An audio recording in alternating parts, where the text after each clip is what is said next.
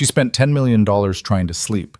Then a janitor fixed what every doctor couldn't, and it nearly got him killed. The most powerful woman in Silicon Valley hadn't slept more than 3 consecutive hours in 11 years.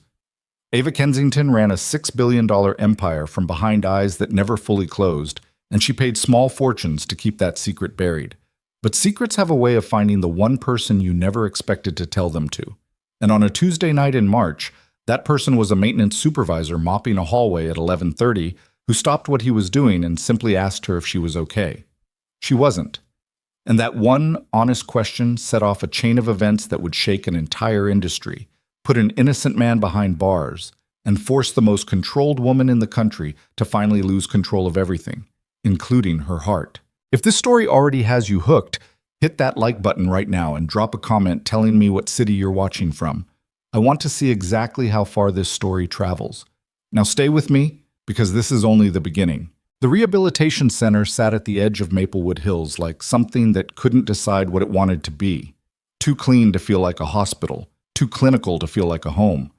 It had 12 private rooms, a meditation courtyard nobody used after dark, and a night staff of 4 people who had learned, through months of quiet proximity, to mostly leave each other alone. Mason Reed was not technically night staff. He was the maintenance supervisor, which meant he supervised himself, because the 2 guys who were supposed to work under him had both quit within the same month, one for a better-paying job at a warehouse across town, the other for reasons he never explained, and the center's administration had not yet gotten around to replacing them. So Mason showed up at 10 every night, signed in at the front desk, and spent the next 8 hours doing the work of 3 people across 40,000 square feet of polished floors and recessed lighting. He didn't complain about it. That wasn't the kind of man he was. He was 32, medium height, with the kind of build that came from actual physical work rather than a gym membership. Broad shoulders, calloused hands, a jaw that hadn't seen a razor in 4 days. His dark hair was cut short on the sides and ignored on top, and he had a habit of pushing it back with one hand when he was thinking, which he did often. There was nothing remarkable about the way he looked. He was the kind of man you passed in a grocery store and forgot by the time you reached your car. What you didn't forget, if you spent more than 5 minutes with him, was the way he listened. Most people listen to respond. Mason listened the way you read something you actually wanted to understand, all the way through, without jumping ahead. He had learned it the hard way. When you were raising a 7-year-old girl alone, you either learned to hear what she wasn't saying, or you missed everything that mattered. Lucy had turned 7 in January. She was small for her age, with her father's dark eyes and a collection of opinions about the world that were both exhausting and, at moments that caught Mason completely off guard, genuinely profound. She stayed with Mrs. Calloway next door on the nights Mason worked, an arrangement that had started as temporary and quietly become permanent, the way most things in his life had. Mrs. Calloway was 68, widowed, and had strong feelings about proper nutrition and bedtime routines, which Mason appreciated more than he ever said out loud. His own mother lived 3 states away and called on birthdays. His father had died when Mason was 26, 2 years before everything else fell apart. He didn't spend much time thinking about what his life looked like from the outside. He knew what it looked like. He had a GED and an associate's degree in mechanical engineering, a supervisor title that had stopped meaning anything when his team disappeared, a salary that covered rent and groceries with about $200 left over at the end of each month, and a daughter who still ran to the door when he came home in the morning like he was the best thing that had ever happened to her. He figured that last part was the only number that really counted. Bump. He first saw Ava Kensington on a Wednesday in early March, though he didn't know who she was until the following morning, when he looked her up on his phone while eating breakfast at the kitchen table before Lucy woke up. She had checked into the center under a different name, a detail he only learned much later. What he saw that first night was a woman sitting alone in the small lounge at the end of the East Corridor at 11:45, in a silk blouse and dark slacks that looked expensive even under the center's unflattering fluorescent lighting. She had her shoes off. She was staring at the wall with the specific kind of stillness that wasn't peace. It was the stillness of someone who had run out of things to try. Mason had a mop bucket with a squeaky wheel that announced him about 30 seconds before he arrived anywhere, so she heard him coming, By the time he rounded the corner, she had straightened up and put her shoes back on and rearranged her expression into something that was almost professional, which struck him as one of the saddest things he'd seen in a while. He stopped the bucket just outside the doorway. "I can come back," he said. She looked at him the way people who are used to being in charge look at anyone who isn't. A quick assessment, top to bottom, assigning a category. "It's fine. I'll go." "You don't have to." He leaned the mop handle against the wall. "I was going to do this room last anyway." She didn't move immediately, which he took as permission to stay. He started wiping down the small counter along the far wall, keeping his back mostly to her. The squeaky wheel had stopped. The only sound was the faint hum of the HVAC system and the distant occasional sound of someone coughing in one of the private rooms. After about 2 minutes, she said, "You're not going to ask me why I'm still awake?" "No." Another pause. "Why not?" He glanced back over his shoulder. "Because you're in a rehab center at midnight and you look like you haven't slept in a year. Seems like whatever the reason is, you probably already know it." She stared at him. It was the kind of stare that was trying to figure out if he was being condescending. He wasn't. He went back to wiping down the counter. 10 years, she said after a moment.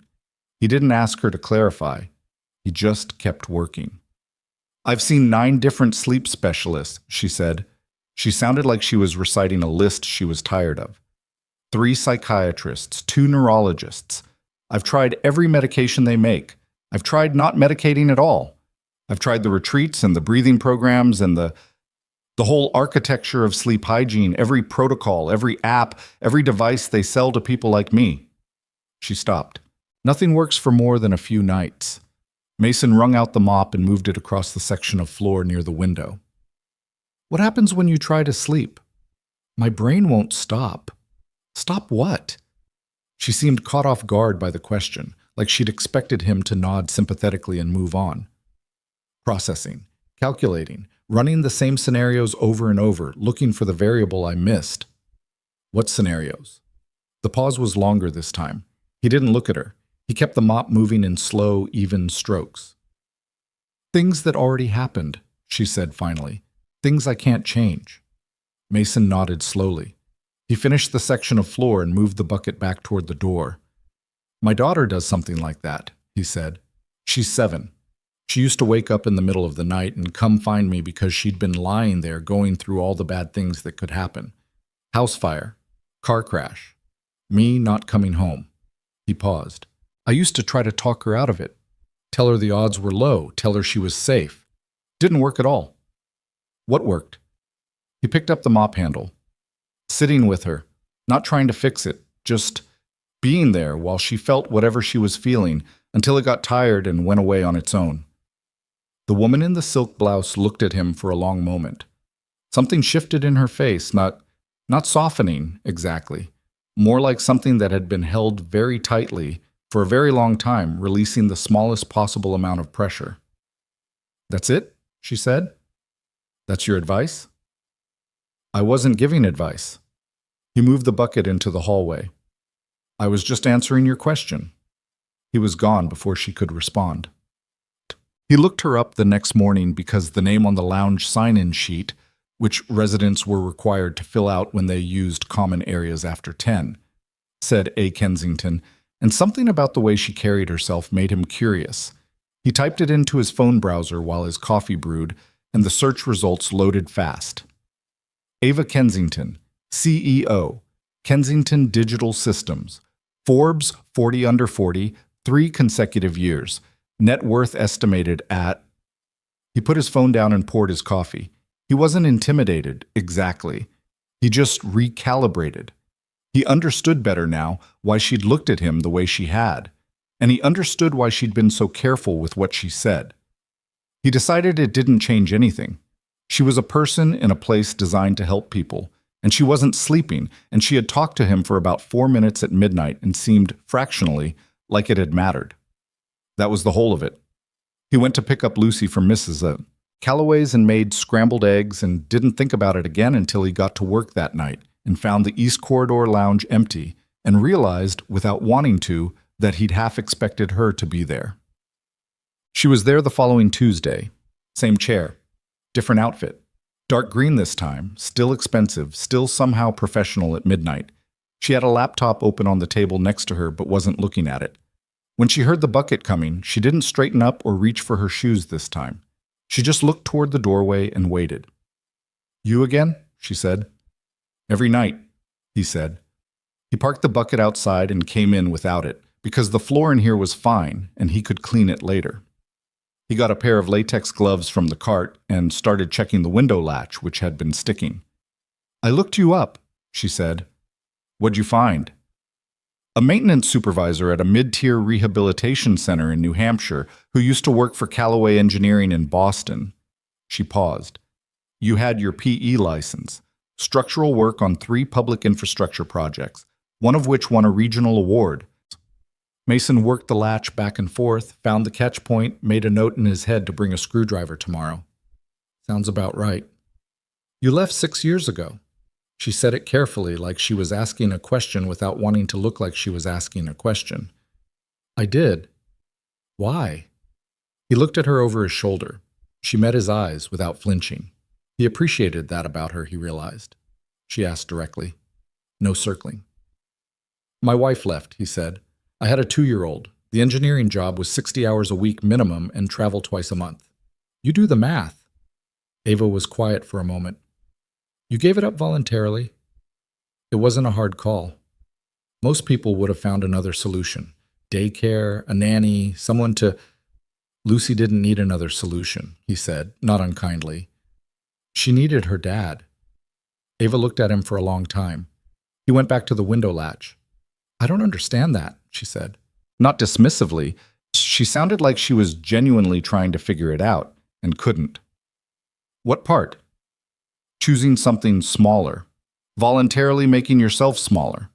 Mason pulled off the latex gloves and tossed them in the waste bin.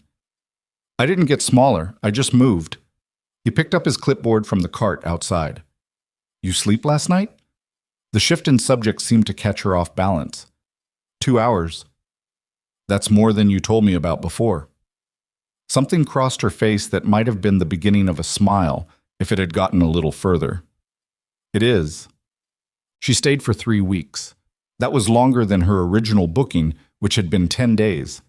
She extended twice through her assistant, who communicated with the center's administration exclusively by email and seemed to exist in a state of permanent low-grade anxiety.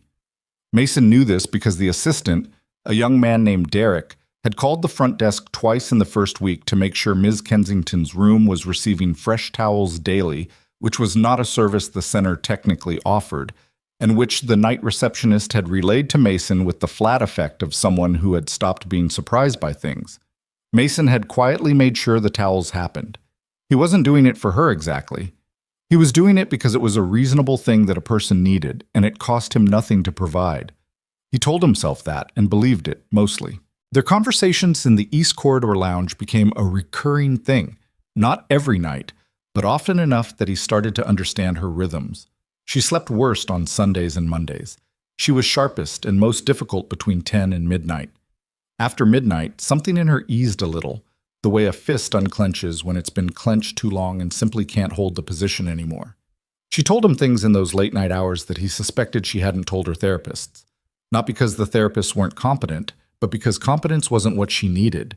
She needed someone who didn't need anything back from her. She told him about the panic attacks. They had started 4 years ago, she said. Sudden, vicious, disorienting episodes that hit without warning and left her feeling physically sick for hours afterward. She'd learned to manage the visible symptoms well enough that no one in her professional life had ever seen one. But managing visibility and managing the thing itself were not the same. She told him one night in the second week about the betrayal. She didn't give him details, not yet, not then, but she told him there had been a person she'd trusted completely, a business partner, a friend, and that the trust had been catastrophically wrong, and that it had broken something in her that she didn't know how to name or repair. Mason listened the way he always listened, all the way through, no jumping ahead. "You're not going to tell me to let it go," she said when she'd finished. "No." "My therapist says I need to process it and release it." "Maybe you do. Doesn't mean it's easy." She makes it sound like a procedure, like I just need to follow the steps correctly. It's not a procedure, he said. It's more like having a broken bone and waiting for it to knit. You can do everything right and it's still going to hurt for a while. She looked at him. You've had one? 3. 2 ribs and a wrist. He showed her the faint bump on his left wrist where it had healed slightly off angle. Ribs were worse. You can't do anything to help them. You just have to keep breathing and wait. She looked at his wrist for a moment, then up at his face. You're a strange person, Mason Reed. That tracks, he said. It was the end of the second week when she fell asleep in the lounge. She had been there since 11, and he'd come in around midnight to do the floor, and they'd talked for a while. Nothing heavy that night, oddly enough. She'd been asking him about Lucy, about what it was actually like on a Tuesday evening with a 7-year-old, what they ate for dinner, and whether Lucy had friends she liked, and what her favorite thing was to do on weekends. Mason had talked because she seemed to want to hear it, and there was something in the quality of her attention that was different from the way people usually asked about your kids. The polite inquiry attention, where they're already thinking about the next thing. She was genuinely listening. At some point, he had moved to the chair across the small table from her because it was late and his feet hurt, and there was no procedural reason he couldn't sit for 10 minutes. He was telling her about Lucy's recent conviction that she could teach herself to whistle and her parallel, unrelated conviction that the family needed a dog, when he noticed that Ava had gone quiet in a different way than usual. Her eyes were closed. Her breathing was slow and even, the way it wasn't when she was awake and holding herself together. She was asleep. Mason sat very still for a moment. He looked at her, the silk blouse slightly wrinkled now, one hand resting open on the armrest, her face doing something it probably never did in the waking hours. Absolutely nothing. Just existing. Just being a face without a job to do. She looked younger. She looked, in that moment, like someone who had simply gotten tired and sat down. He got up carefully, the way you move when you're trying not to wake someone, and turned off the overhead light. The room dropped into the dim wash of the nightlight near the door. He picked up his clipboard from the counter and went back into the hallway, where he stood for a moment listening until he was sure the quiet held. Then he went and cleaned the rest of the floor. She was still asleep when he finished his shift at 6:30 in the morning. That's Seth. She came to find him the next evening. Not the lounge. She found him in the maintenance corridor off the east wing, where he was replacing a section of baseboard that had swelled from the humidity near one of the bathrooms. She appeared at the end of the corridor at about 11:15, and she stood there for a second, like she wasn't entirely sure she'd made the right decision coming here. I slept for 4 hours, she said. Mason set down the utility knife. That's good. I haven't slept 4 consecutive hours and...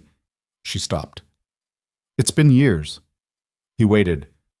I woke up and the light was different, and I didn't know where I was for a few seconds, and it was another stop, this one longer. I wasn't scared. Normally when I wake up, there's this immediate surge, like an alarm going off, but this time there was just... She seemed to be searching for the right word. Quiet. Mason nodded. He picked up the utility knife again, then set it back down. I didn't do anything, he said. I was just talking. You fell asleep on your own. I know that. She crossed her arms, not defensively, more like she was trying to hold something still. But I was listening to you talk, and I wasn't thinking about anything else, and then I just went. She met his eyes. What were you talking about? When I fell asleep? He had to think back. Lucy trying to teach herself to whistle, I think. Something broke open in Ava Kensington's expression. Not tears, nothing that demonstrative. Just a brief, unguarded crack in the surface, like light through a curtain. She made a sound that was almost a laugh, and almost something else entirely. A 7-year-old learning to whistle, she said. She can't do it yet, for the record. Lots of air, no sound. This time it was definitely a laugh, even if it was small. She unfolded her arms. She looked at him with an expression he couldn't quite categorize. It wasn't gratitude exactly, or not only that.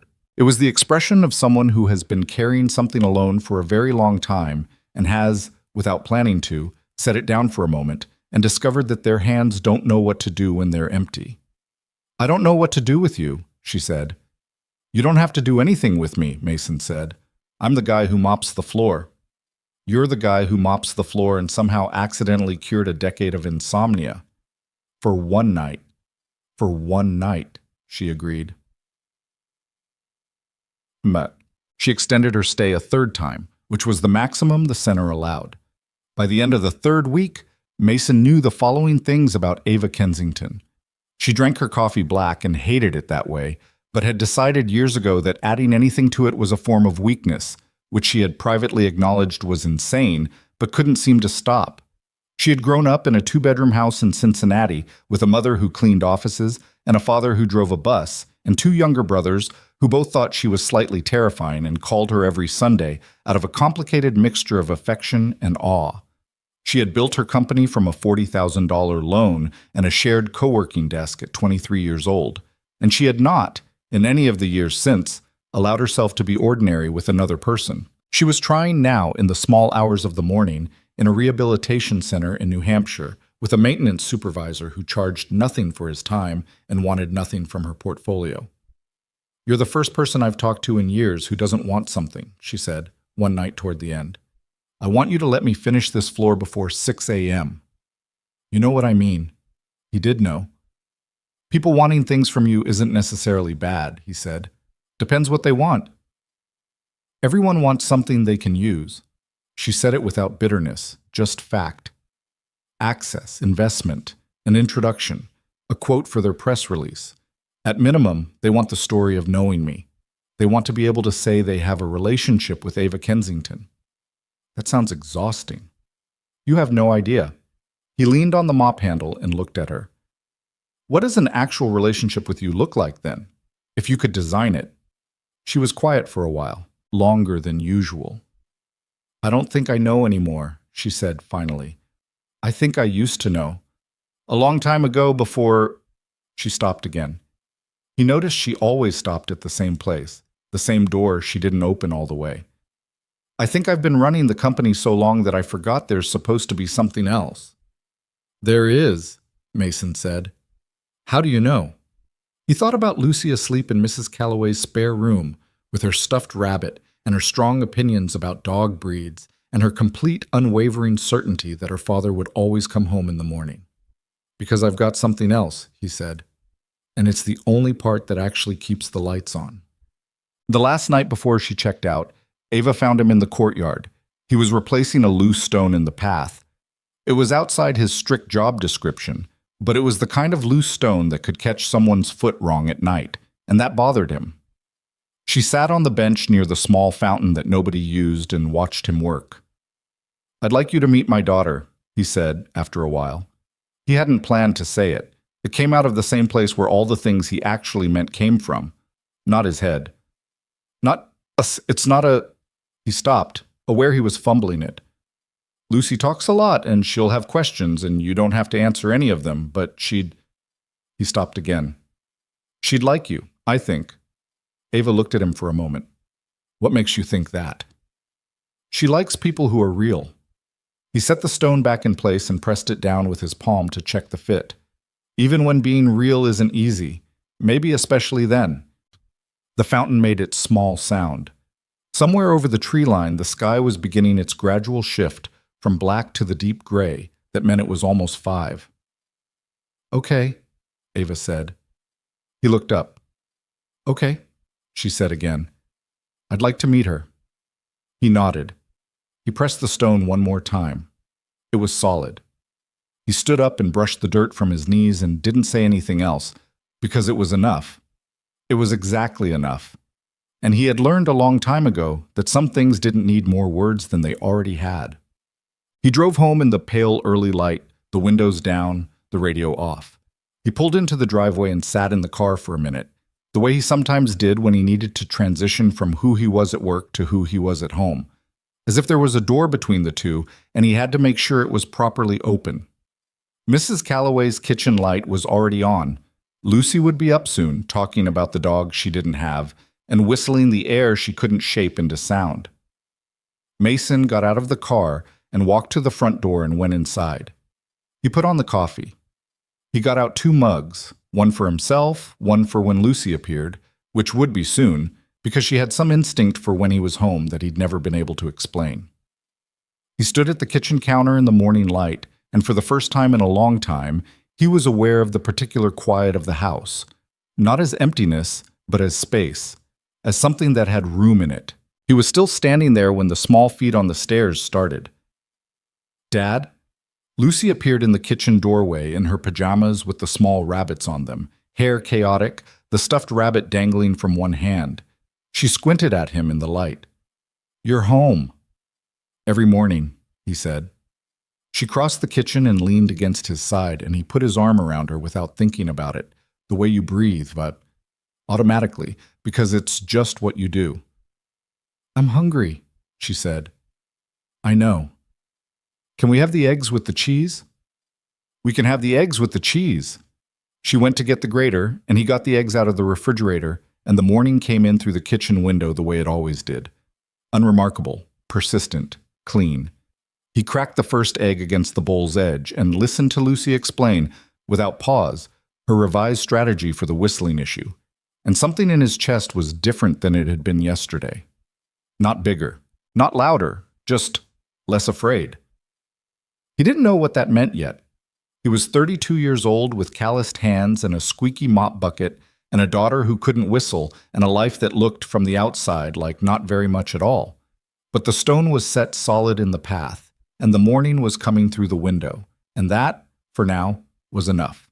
Ava checked out of Maplewood Hills on a Friday morning, which Mason knew because the front desk receptionist mentioned it while he was signing out at the end of his shift, in the tone of someone sharing information they found mildly interesting. He nodded and wrote his hours in the log and drove home and told himself the particular flatness he felt was just end-of-week exhaustion. He was almost convinced by that explanation by the time he pulled into his driveway. Lucy was already at the door.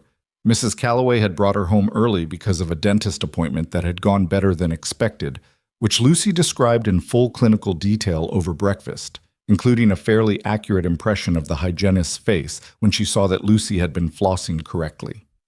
Mason ate his eggs and listened and reminded himself, as he sometimes had to, that this was the whole world. Right here, this kitchen, this kid, these eggs. It worked, the way it usually worked. Imperfectly, and enough. He slept until 2 in the afternoon, woke up to find Lucy had made herself a peanut butter sandwich, and was watching a nature documentary at a volume that suggested she'd forgotten he was asleep, ate a late lunch while she explained the documentary to him, even though he was watching it too, and generally had a Friday that looked exactly like every other Friday. It was Saturday afternoon while he was replacing a cabinet hinge in the kitchen that his phone rang with a number he didn't recognize. He almost let it go to voicemail. He picked up on the third ring. "Mason." Her voice was different on the phone, more controlled or more aware of being controlled. "It's Ava." He set the screwdriver down. "How'd you get this number?" "The center's employee directory. I told the administrator I needed to follow up about a maintenance issue in my room." A pause. "I'm sorry, that was probably overstepping." "Little bit," he said. "You okay?"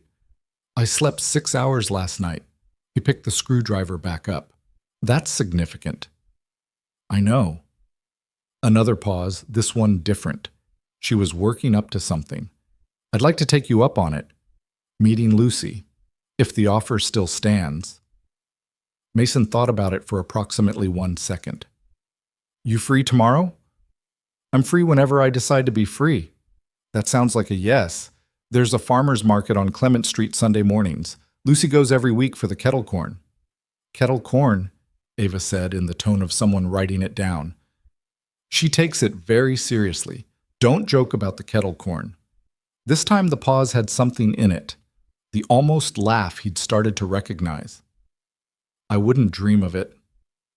He spotted her before Lucy did, which was notable because Lucy had the spatial awareness of a golden retriever and generally noticed everything. But Lucy was focused on the kettle corn stall with the single-mindedness of a person who had been thinking about this specific transaction since Thursday, and Ava was hanging back near the edge of the market's entrance, slightly apart from the foot traffic, wearing jeans and a plain gray sweater and no discernible jewelry, looking like someone who had dressed carefully to look uncalculated. She looked younger out of the clinical lighting of the rehabilitation center. She also looked less certain, which Mason hadn't expected. She was watching the crowd with the expression of a person who had not been in an ordinary public space for a while and was recalibrating. He raised a hand. She saw him and walked over. "You came," he said. "I said I would. People say a lot of things." "I don't." She said it simply, not as a boast. He believed her. Lucy reappeared at that moment with a paper bag of kettle corn held in both hands, with the reverence of someone transporting something fragile and irreplaceable. She stopped when she saw Ava. She looked at her with the direct, unfiltered assessment that 7-year-olds applied to strangers. A full evaluation, top to bottom, not rude exactly, just thorough. "Hi," Ava said. "Hi," Lucy said. "Are you Dad's friend?" "I think so. I'm Ava." Lucy considered this. "I'm Lucy. Do you like kettle corn?" "I've never had it." Lucy's expression suggested this was not a neutral fact, but a problem that required addressing. She held out the bag with both hands. "You should try it. You have to try it before you can decide if you like it." Ava reached in and took a piece and put it in her mouth. Lucy watched her with the intensity of a scientist monitoring an experiment. "Well?" Lucy said. "It's very good," Ava said, and the thing that made Mason relax slightly was that she didn't say it the way adults say things to children, that slightly elevated performing for the parent register. She said it like she meant it, and Lucy, who had a 7-year-old's unerring instinct for adults who were faking it, seemed to clock the difference immediately. She offered the bag again. "You can have more," Lucy said. "There's a lot." They walked the market for an hour and a half, which was longer than Mason had planned. Lucy had an agenda. She knew every vendor by name, or at least by the name she'd assigned them in her head, which included the apple man, the lady with the bread that smells good, and memorably, the cheese guy who always gives me a sample even when the sign says, "Ask first." Ava followed along with a quality of attention that Mason noticed and that Lucy clearly felt without naming, a fullness of presence, an actual looking at what was being shown to her. Lucy showed her the vendor who sold small, succulent plants, which Lucy had been lobbying to buy for months on the grounds that a plant was not the same as a pet, but still constituted something alive to take care of. Mason had been holding the line on this with diminishing conviction. Ava crouched down next to Lucy to look at the small pots and asked, with what seemed like genuine curiosity, what she would name the plant if she got one. Lucy said immediately, "Gerald." "Why Gerald?" "It just looks like a Gerald." Ava looked at the succulent for a moment. "You're right," she said. "It does." Mason bought the plant. He told himself it was because the line was getting easier to hold than it was worth, and not because of anything else. After the market, they ended up at a diner 2 blocks over, which was Lucy's standard suggestion for any activity that had gone on long enough to produce hunger, which, in her experience, was every activity. They took a booth by the window, Lucy on one side, Mason and Ava on the other, which Lucy arranged by climbing in first and then patting the opposite bench like she was assigning seats. Ava sat without comment. The diner was old and not particularly clean, and the menus were laminated and starting to crack at the edges, and Mason watched Ava take it in and not visibly react, which he appreciated. He'd half expected a flicker of something, not snobbery exactly, but a calibration difference, the adjustment of someone who didn't usually eat in places where the salt shakers had paper lids. If there was one, she kept it internal. Lucy ordered chocolate chip pancakes and explained at length why the diner's pancakes were better than the ones Mason made at home, which was a critique she delivered directly to him with complete confidence in its fairness. "What do you do?" Lucy asked Ava while they waited for food. "I run a company." "What kind of company?" "Technology. Software mostly. We build tools that help other companies manage their information." Lucy absorbed this. "Is it fun?" Ava paused at that, a real pause, not stalling. "Sometimes, when things are working right and the team is moving in the same direction and the problem you've been trying to solve actually gets solved." She picked up her coffee mug. "Not always." "Dad says work isn't supposed to be fun all the time," Lucy said. "He says it just has to be worth it." "That's smart," Ava said. "He's pretty smart," Lucy said, in the tone of someone confirming a fact rather than offering a compliment. "He just doesn't like to say it." Mason looked at his coffee. I noticed, Ava said. What Mason had not told Ava, and hadn't told many people, was how close he'd actually come to losing everything in the 2 years after Diane left. Diane.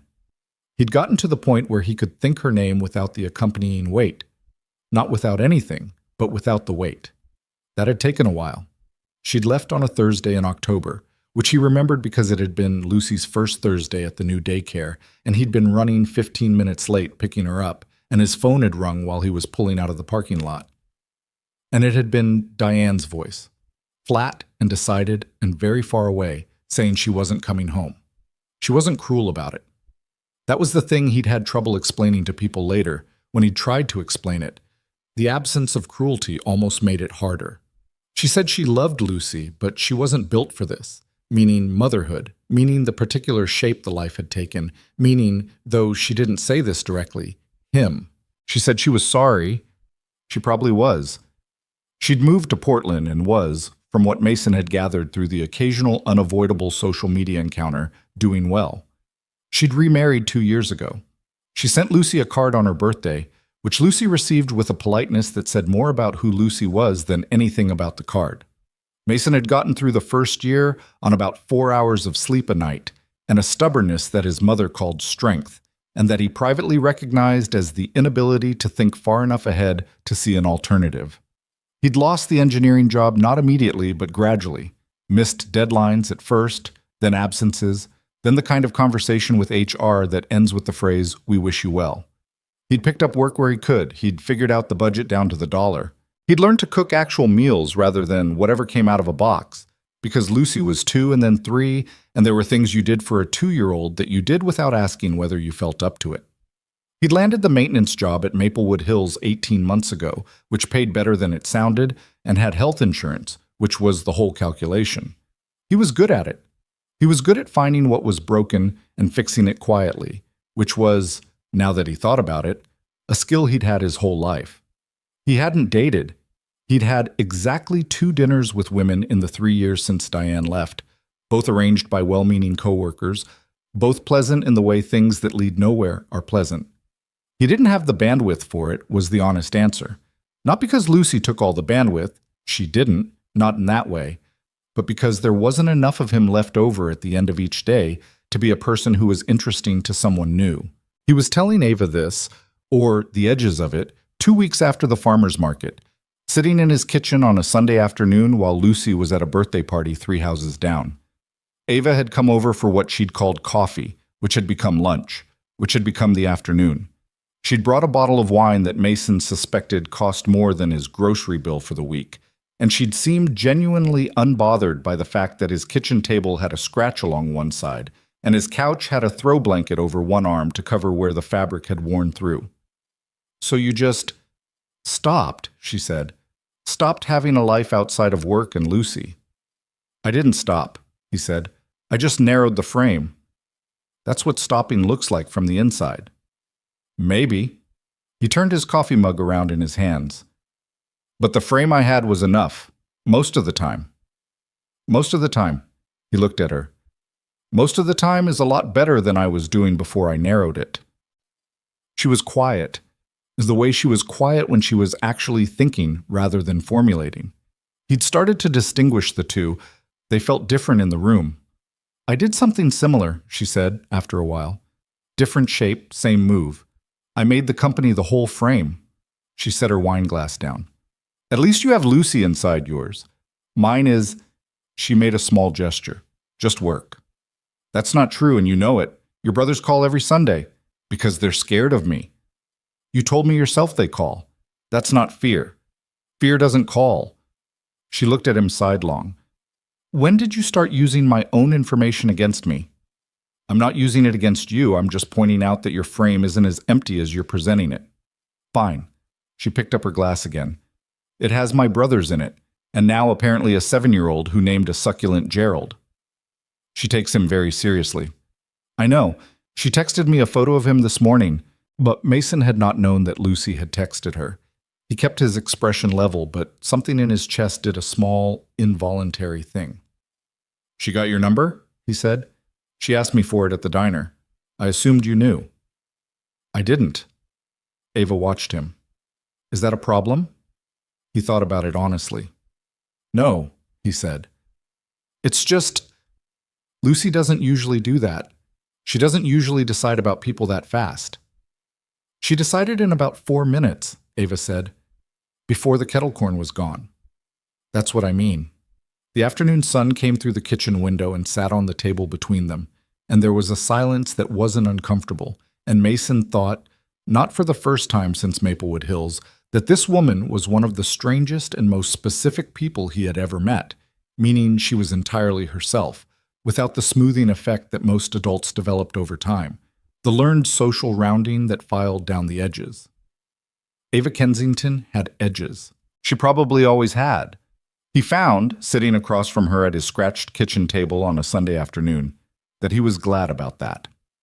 She started coming around on weekends with a casualness that felt deliberate, like she'd decided this was a thing that could happen and had simply decided not to overthink it, which was, he gathered, not her natural mode and therefore cost her something. He didn't comment on it. He just made the coffee and left the schedule open and let it be what it was. Lucy adopted her with a completeness that was both touching and slightly alarming. Within 3 weeks, Ava had been assigned a specific mug at the Reed household, the one with the faded mountain on it, which Lucy had selected on what she described as obvious grounds and refused to elaborate, and had been introduced to Gerald's weekly watering routine, the proper technique for which Lucy demonstrated with the gravity of someone teaching surgery. Ava submitted to the training with a straight face. You need to feel the soil, Lucy explained, pressing Ava's fingers into the pot's edge. If it's dry all the way down, then you water. If it's still a little damp, you wait. How do you know how far down to feel? You just know. Lucy frowned. It takes practice. Okay. I can supervise until you get it. That would be helpful. Mason was washing dishes and listening to this exchange with his back turned, because if he looked at either of them, he was going to have trouble maintaining a neutral expression, and neutrality felt important right now for reasons he couldn't entirely articulate. What he was watching or not watching was Ava Kensington learning how to be a person in a house with someone who had no use for her professional reputation and no awareness of her net worth and no reaction to her beyond. You're interesting. You're here. You can help water Gerald. He thought about what she'd said at the center that night near the end. I think I've been running the company so long that I forgot there's supposed to be something else. He didn't say anything about it. He just kept washing the dishes. It was the 3rd Sunday in April when she told him about Daniel Marsh. They'd put Lucy to bed, a process that had, apparently without anyone specifically deciding this, come to include Ava reading 2 pages of whatever chapter book they were on. Because Lucy had discovered early that Ava did voices, including a very creditable impression of a pompous British butler that made Lucy dissolve every single time. Mason would finish the chapter, and then they'd come back downstairs and he'd make tea, and they'd sit at the kitchen table in the quiet of the house after the kid was finally down. That night, Ava turned her mug around in both hands for a long time before she spoke. Daniel Marsh was my co-founder, she said. We started Kensington Digital together. He was the technical side. I was operations and strategy. We'd known each other since college. She was looking at the mug. He was the only person I trusted completely, for years. The only person I didn't run the calculation on. Mason waited. He died 4 years ago. Heart attack is what the official report said. He was 41. I had no reason to question it. She paused. Then, about 3 months after he died, I was going through old server backups. Just routine maintenance, housekeeping, and I found files that weren't supposed to be there. Files from before he died. Financial records, internal communications, things that had been hidden, buried in a partition that nobody would look at unless they were looking for it. She stopped. Her hands had gone still on the mug. What did they show? Mason said. I don't know everything. I haven't had anyone look at them. I haven't told anyone about them because I don't know who to trust.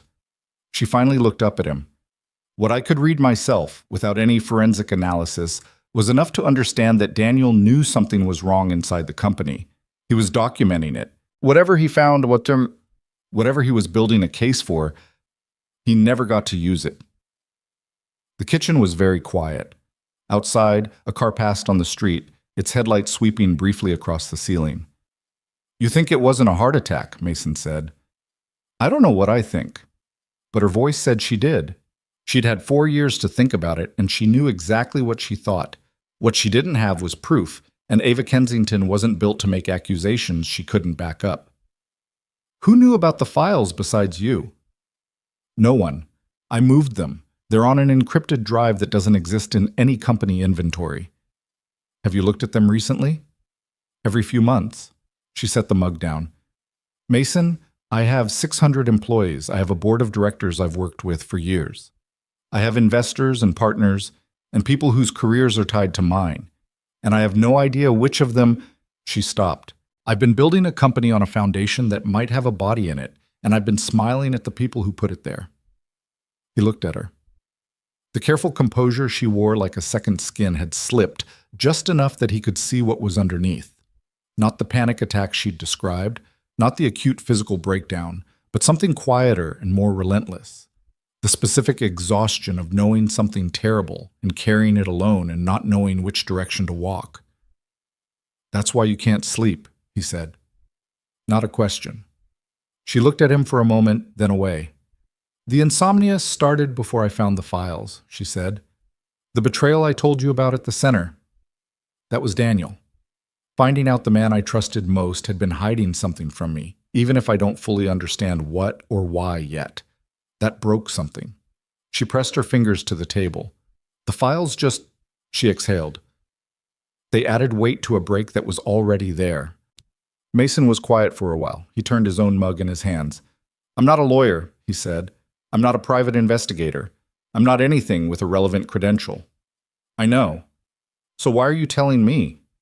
She met his eyes. "Because you're the only person who talks to me like what I say matters and not what it costs." He held her gaze. It was not a comfortable moment. It was too honest for comfortable. But he didn't look away, and neither did she. "I can look at the files," he said finally. "I'm not going to understand all of it, but I know how to read technical documentation, and I know what buried records usually look like, and I'll tell you honestly what I see." "Mason, not tonight, but when you're ready." He picked up his mug. "And I'm not doing it because I think it's my business. I'm doing it because it's yours, and you've been carrying it by yourself for 4 years, and that's—" He stopped. "That's too long." Ava looked at him across the table in the quiet kitchen, in the house with the sleeping child upstairs, and something in her face did the thing he'd first seen in the lounge at Maplewood Hills. The small, involuntary release, like pressure through a valve. "You're a strange man," she said. "You've mentioned that." "I keep meaning it differently." He looked at her. She didn't elaborate, and he didn't ask her to, and they sat there in the comfortable, uncomfortable silence that had become, over the past weeks, one of the things he'd started to look forward to in a way he wasn't fully ready to name. He told Lucy the next morning, in the pragmatic way he handled most things with her, directly, without drama, adjusted for age.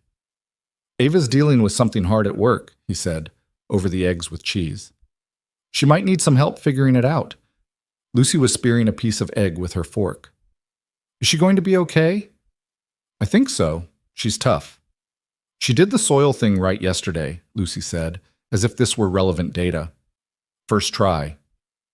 "Gerald seemed fine." "Gerald is thriving," Lucy corrected. Mason drank his coffee. "I know." He set the mug down. "If she needs to come around more while she's dealing with this, is that okay with you?" Lucy gave him a look that he recognized as her version of the expression he wore when someone asked a question whose answer was obvious. "Dad?" she said. "She has the mountain mug. That's basically permanent." He nodded seriously. "Right, good point." Lucy went back to her eggs, case closed, moving on. Mason looked at his coffee and thought about encrypted drives and buried files and a dead man's documentation of something terrible. And the woman who had been carrying all of it alone in the gap between her reputation and her reality, and his daughter who assigned mugs and watered succulents and trusted people in 4 minutes, or not at all. He didn't know what was in those files. He didn't know what finding out would cost. He knew that the woman who'd shown Lucy how to feel for dryness in the soil, patiently, seriously, like it was worth learning, was in real trouble, and she'd told him. And that meant it was no longer entirely her problem alone. That was just how it worked for him. It had always been how it worked. He got up and put the plates in the sink and started the water running, and outside the kitchen window the morning was doing its ordinary thing, and the day ahead looked exactly like itself. And underneath all of that, something was already shifting, quietly, below the level of any alarm, the way water moves under ice before the thaw begins. The encrypted drive was smaller than Mason had expected. He didn't know why he'd expected it to be larger, as if the weight of what it contained should translate into physical mass. But it was a standard thumb drive, matte black, unremarkable, the kind you could buy at any drugstore checkout counter. Ava set it on his kitchen table on a Saturday morning in early May while Lucy was at a birthday party, and Mason was still in the shirt he'd worn to work the night before, and they both looked at it for a moment like it was something that might move. "You don't have to do this today," Ava said. "You brought it today." "I know." She pulled out the chair across from him and sat. "I've been carrying it in my bag for 2 weeks. I kept almost showing it to you and putting it back." "What changed this morning?" She looked at the drive. "I had a board meeting yesterday. Quarterly review. And there's this man on the board, Harlan Voss. He's been on since year 3. And he was looking at me during the whole meeting with this expression I've seen before and couldn't name. And yesterday I finally named it." She paused. "He's waiting for something. He's been waiting for something for a while. And I don't know what it is, and I don't know if it connects to the files, but I'm tired of not knowing." Mason picked up the drive and went to get his laptop. The files took a while to navigate. Ava had organized them into folders with dates but no titles, and the content was a mixture of things: spreadsheet exports, email chains with subjects that looked routine until you read the bodies, scanned documents with handwritten annotations in a script Mason didn't recognize until Ava told him it was Daniel's handwriting. Daniel had apparently written in a compressed, left-leaning hand that was legible once you adjusted to it. They sat side by side at the kitchen table, and Mason read. And Ava pointed to things and explained the company context. And outside the kitchen window, the May morning went about its business without them. What the files showed, assembled across about 4 hours of reading and explanation, was this. Kensington Digital Systems had, sometime in the 2 years before Daniel Marsh died, been used as a conduit for financial transactions that were not reflected in any official company record. The amounts were not small. They moved through 3 subsidiary accounts that Mason recognized as offshore structures from his engineering days. Not in the same industry, but the architecture was familiar, the way tax avoidance looks the same in any sector when you know what you're looking at. The transactions connected to a holding company called Cerberus Capital Group, which appeared in none of KDS's public filings, and which Daniel had annotated in his compressed left-leaning script with a single line, "Shell. Track to board level." "Cerberus," Mason said. "I looked it up when I found it. It's registered in the Caymans. No public directors, no public shareholders." Ava was holding a printed copy of one of Daniel's annotations, turning it over in her hands. Daniel spent 6 months tracking the money. These files are his documentation. He was building a case. He never finished it. He died before he could. She set the paper down. Heart attack, 41 years old, no prior cardiac history, found in his apartment by his housekeeper on a Monday morning. The kitchen was very quiet. Who was at board level, Mason said. Who had access to those subsidiary accounts? 3 people could have authorized transactions through those subsidiaries without triggering a standard audit flag. She ticked them on her fingers. Harlan Voss, Richard Feld. He was CFO at the time. He retired 2 years ago. And my late partner's proxy, which after Daniel died reverted to the board's discretionary authority.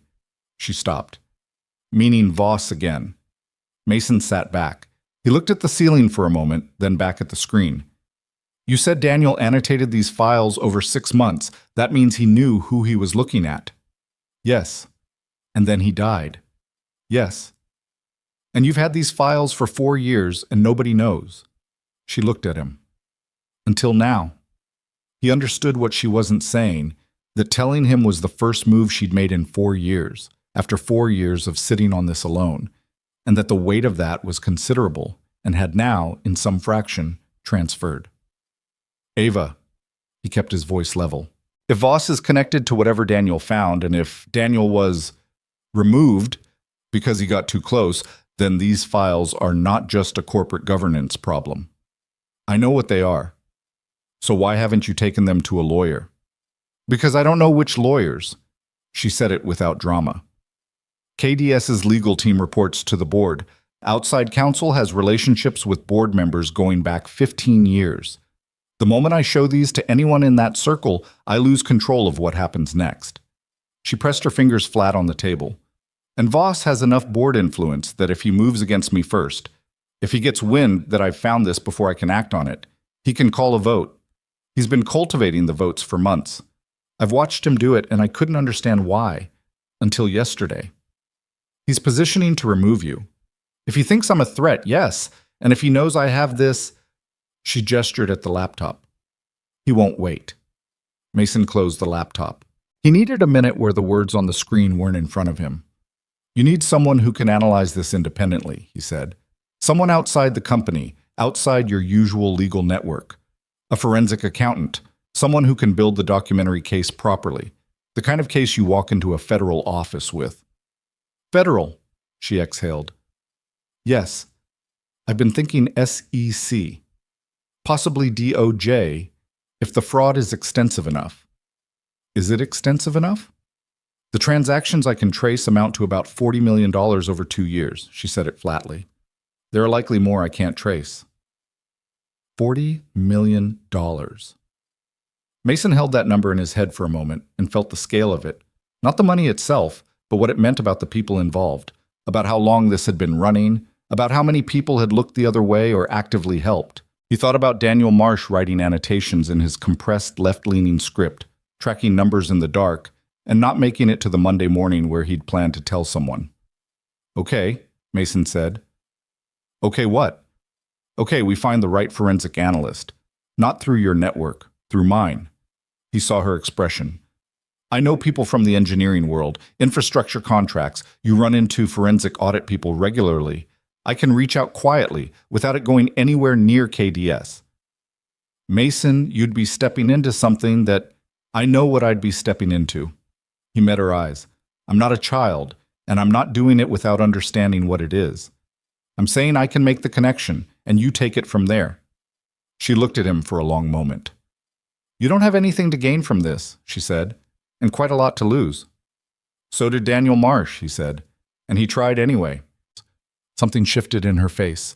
Grief and recognition, two things that didn't usually travel together but sometimes had to. She looked away. She looked at the table. All right, she said finally. We find the analyst. It took 2 weeks to find the right person.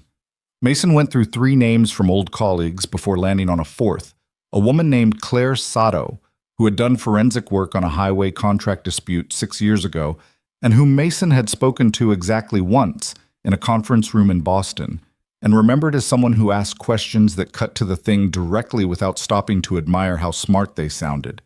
He called her on a Tuesday evening from his car in the Maplewood Hills parking lot before his shift. Claire Sato remembered him, which he hadn't counted on. She asked, without much preamble, what he needed. He gave her enough of the outline to be specific without being incriminating on a phone call. Offshore transactions, shell holding company, board-level authorization, a dead co-founder. Claire was quiet through all of it. How solid is the documentation, she said. The person who built it was thorough and had access. It's 6 months of work by someone who knew what they were looking at. And that person is? Not available anymore. A short pause. Understood. Another pause. I need to see it in person, and I need to know who's at the top of this because if it goes where you're describing, I need to know before I walk into it. I can arrange a meeting, neutral location. I'll want a retainer agreement with the principal, not with you. That's fine. She'll agree to it. She, Claire said in a tone that wasn't comment, just notation. You'll know who she is when you meet her. It'll track. There was a third pause, longer than the others. 2 weeks. I'll clear space in the calendar. Send me a city, and I'll send you available dates.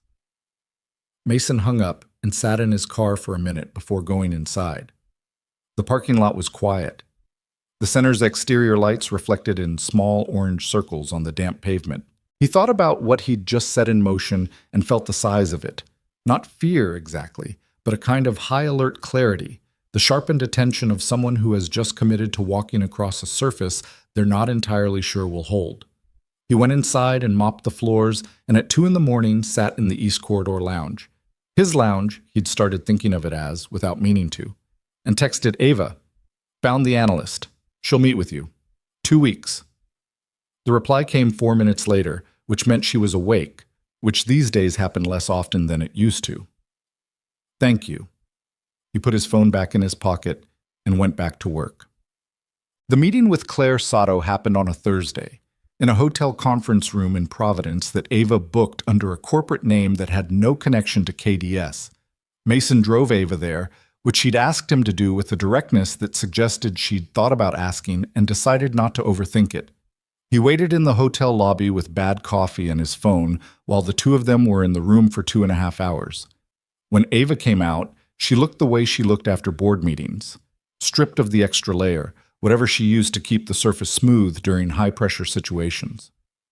Claire Sato came out behind her, compact and unhurried, and shook Mason's hand with the grip of someone who'd decided he was trustworthy about 30 seconds into the conversation. "This is serious work," Claire said to him, not unkindly. "I know." "She knows it too. She's been sitting on it a long time." Claire looked at him steadily. "You understand that when this starts moving, it moves fast." "I understand." Claire nodded once, the way engineers nodded when they'd confirmed a load calculation. She told Ava she'd have preliminary findings in 3 weeks and left. Mason and Ava stood in the hotel lobby. The early June light came through the glass doors and sat on the tile floor in long, pale rectangles. "How was she?" Mason said. "Terrifying," Ava said. "In a reassuring way." She picked up her bag. "She said the same thing you said, that this is potentially criminal, not just regulatory, that Daniel's documentation is strong but incomplete, and she needs to fill the gaps before it's actionable." "How long?" 3 weeks for the preliminary analysis. Then she'll know whether to bring in additional counsel or go directly to the SEC. Ava looked at him. She also said that if the people involved figure out what's happening before she's finished, if there's any leak, the window closes. Then there won't be a leak. "Mason." She stopped. She said his name the way she sometimes did, with a weight to it, like she was using it to say something the words around it weren't quite doing. If it goes wrong, we deal with it," he said. "That's the only plan that makes sense." She looked at him for a long moment, and then she did something she rarely did in public. She reached out and put her hand briefly on his arm, the way you touch someone when words are less precise than the gesture. It lasted about 2 seconds. Then she adjusted the strap of her bag and walked toward the doors, and he followed, and the hotel lobby went back to being just a hotel lobby. The anonymous message arrived on a Wednesday in mid-June. It appeared in Ava's personal email, not her KDS address, her personal one, which wasn't public, and contained 7 words and a file attachment. "We know you found Daniel's files." The attachment was a photograph. It showed Mason's car parked outside the Providence Hotel. They were in Ava's apartment when she showed him, which was the first time he'd been there, a large, impersonal-feeling place in a high-rise with windows that looked out over the city and furniture that was expensive and looked like nobody lived with it. She'd called him at 7 in the morning, and he'd heard something in her voice that made him arrange Lucy's day quickly and drive over. He looked at the photo for a long time. "They know the car," he said. "They know the car. They know the hotel. They know the date."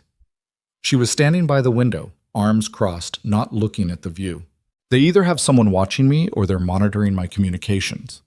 Or both." "Or both," she said. Mason thought about Lucy at school right now, building something with Legos at the craft table, completely unaware. He thought about the weight of that, how the radius of what he'd stepped into now included a 7-year-old who had nothing to do with Cerberus Capital Group or Daniel Marsh or offshore subsidiaries and who had named her plant Gerald. He didn't say any of that to Ava. He said, "Have you told Claire?" "First thing I did, she said to keep moving. She says a message like this means they're worried, not that they've stopped us. If they had something concrete to use against us, they'd use it, not threaten. That's either very right or very wrong. I know. Ava turned from the window. She looked tired in a way that was different from the insomnia exhaustion he'd first seen at Maplewood Hills. This was the tired of someone who has been managing a long, high-stakes containment and has just watched part of the perimeter shift.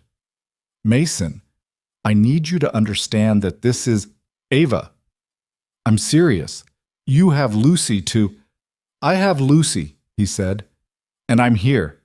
Those two things can both be true. She looked at him. She wanted to argue.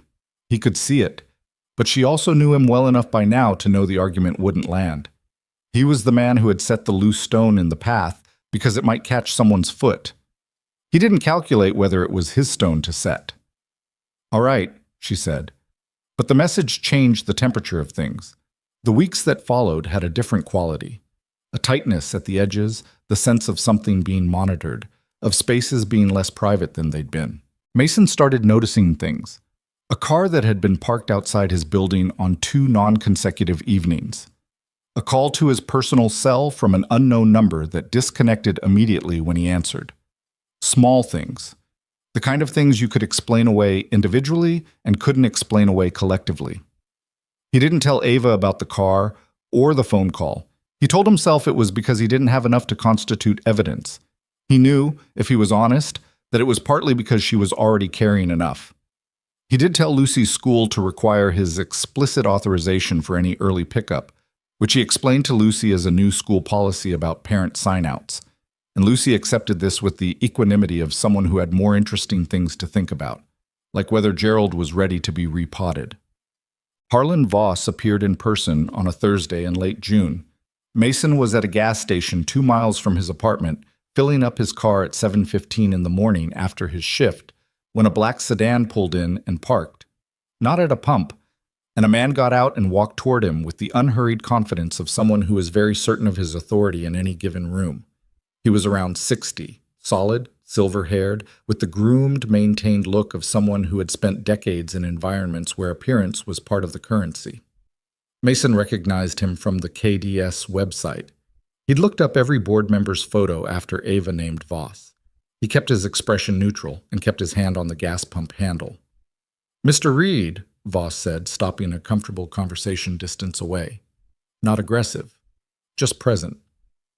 "I apologize for the unorthodox approach. I didn't want to bother you at your workplace. This is my commute." "Indeed," Voss smiled. It was a practiced smile, warm on the surface, engineered underneath. "I'll be brief.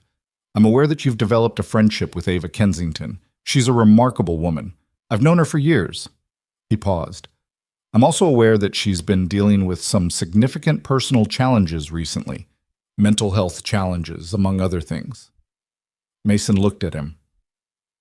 "I think you probably have her best interests at heart," Voss continued, "but sometimes people who are struggling make decisions that seem important to them but are actually driven by the struggle. By a kind of paranoid thinking, you might say." "What are you asking me?" Mason said. "I'm not asking you anything." Another practiced pause. "I'm suggesting that if Ava is pursuing something that she believes is meaningful, it might be worth, gently, encouraging her to discuss it with a mental health professional before she does anything that would damage her reputation, her company, her relationships." He held Mason's gaze. "She's worked very hard to build what she has. It would be a shame to watch someone undermine it because they had a period of instability."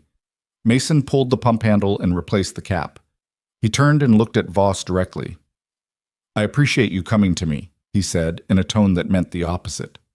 "I'll think about what you said." Voss nodded, still smiling. "That's all I ask." He turned and walked back to the black sedan and got in, and the sedan pulled out of the gas station with the smooth unhurriedness of a vehicle that had nowhere it needed to hurry to because it owned the road. Mason stood at the pump for a moment. His heart was beating faster than he wanted it to, which was a physical reaction he didn't try to suppress because it was accurate. He was in something real now, and the something real had a face, and the face had come to a gas station to tell him, in the language of people who don't say directly what they mean, to back off. He called Ava on the drive home. "Voss knows about us," he said when she answered. "He came to my gas station this morning." The silence on her end was the specific silence of someone recalculating. "What did he say?" Mason told her, accurately, including the tone. Ava was quiet through all of it. "Mental health challenges," she said when he finished. "He's establishing a narrative. If I go to the SEC, he frames it as an unstable CEO acting out of paranoid delusion." She exhaled. "That's why he came to you. He wants you to either stop me or confirm later that I seemed unstable. A witness who knew me personally saying I wasn't thinking clearly." "It's a clean move," Mason said. "He's had practice." Her voice was flat. "Mason, this is escalating." "I know. Claire needs more time. At least 2 more weeks." "Then we give her 2 more weeks." He turned onto his street. "Ava, he's trying to scare us. That means he doesn't have enough yet, either." "No, but he's moving." Pause. "I'm calling an emergency board meeting for next week. On the surface, it's a Q2 update. What I actually want is to see the room, see who's been talking to Voss, see who's already made up their mind before I open my mouth." "That's a risk. Everything is a risk. At least this one is mine to take." He pulled into his driveway. The morning was bright and irritatingly ordinary. Birds, a neighbor's sprinkler, the sound of someone's car radio on the next street. "Be careful in that room," he said. "I'm always careful in that room. Be more careful than always." There was a pause, and in it he could hear the shape of what she wasn't saying, the acknowledgement that careful might not be enough, that she was walking into a meeting with people who had possibly arranged for a man's death and were now methodically working to remove her before she could prove it. He could hear all of that, and she knew he could hear it, and there was nothing else to say. "Go see your daughter," Ava said. "She texted me about Gerald again." "She texts you more than she texts me." "You live with her. She doesn't have to text you." He got out of the car and went inside. Lucy was still asleep. He made coffee and stood at the kitchen window and let the morning come in the way it always did, unremarkable and persistent. Gerald sat on the windowsill, green and ordinary, and exactly where Lucy had put him. 2 weeks later, Claire Sato called Mason at 6 in the evening. "Tell Ava to clear her calendar for next week," Claire said, without preamble. "I have the preliminary analysis. It's what she thought it was, and it's worse." A short pause. "And tell her to be careful about who she's meeting with before then. I'm finding names in these files that are going to surprise her." Mason hung up and stood in his kitchen for a moment. Lucy was in the next room working on her whistling, which was still producing air and optimism in equal measure, 0 sound. He walked to the doorway and looked at her, cross-legged on the living room floor, cheeks puffed out, the stuffed rabbit watching the process with its fixed plastic eyes. "How's it going?" he said. She stopped and looked at him. "I almost did it," she said. "Yeah?" "I heard something. It might have been wind, but it might have been a whistle." "Could be both," he said. "Yeah." She tried again. Air, silence, determination. "Dad?" "Yeah." "Is something wrong?" He looked at her. She was 7 years old, and she asked that question the way adults asked it, directly, because she'd learned to read rooms from someone who had spent years learning to read her. "Some work stuff," he said. "Complicated work stuff." "Ava's work?" "Yeah." Lucy considered this with the seriousness she brought to things that deserved it. "Is she going to be okay?" He thought of Claire's voice. It's worse. He thought of Voss in the gas station. He thought of Daniel Marsh's compressed, left-leaning handwriting documenting something that had gotten him killed. "I think so," he said. It was as honest as he could be. Lucy seemed to weigh it the way she weighed things, not naively, but with the particular trust of someone who had decided the person in front of her was worth believing. "Okay," she said, and she went back to trying to whistle. Mason went back to the kitchen and picked up his phone and texted Ava. Claire called. "Next week. It's worse than you thought." He stood at the counter and waited for the 3 dots to appear. They appeared immediately. The message, when it came, was 3 words. "I know. Ready." He put the phone down and started dinner. and the house filled with the ordinary sounds of an evening. Water running, something sizzling in the pan, his daughter in the next room pushing air through pursed lips into the empty air, still trying, still not giving up. He was glad in that moment that the walls were thin enough to hear it. Claire Sato's preliminary analysis ran to 61 pages, which Mason read in one sitting at Ava's kitchen table on a Sunday while Lucy was with Mrs. Calloway, and Ava sat across from him drinking her black coffee and not pretending she wasn't watching his face for reactions. The transactions Claire had traced went back further than either of them had thought. Not 2 years before Daniel's death, but 5. Cerberus Capital Group had been pulling money through KDS subsidiaries for 5 years, in amounts that varied enough to avoid automated flags and followed a rotation pattern that suggested someone with detailed knowledge of KDS's internal audit schedule. The total Claire could document with confidence was closer to $90 million. The total she suspected, with additional time and access, was higher. The names in the files that she'd warned Mason about: Harlan Voss, as expected; Richard Feld, the retired CFO; and a third name, Thomas Greer, who had been KDS's head of legal compliance for 6 years before resigning 18 months ago, 2 months after Ava had quietly begun a routine audit of subsidiary accounts that he apparently recognized as a potential threat.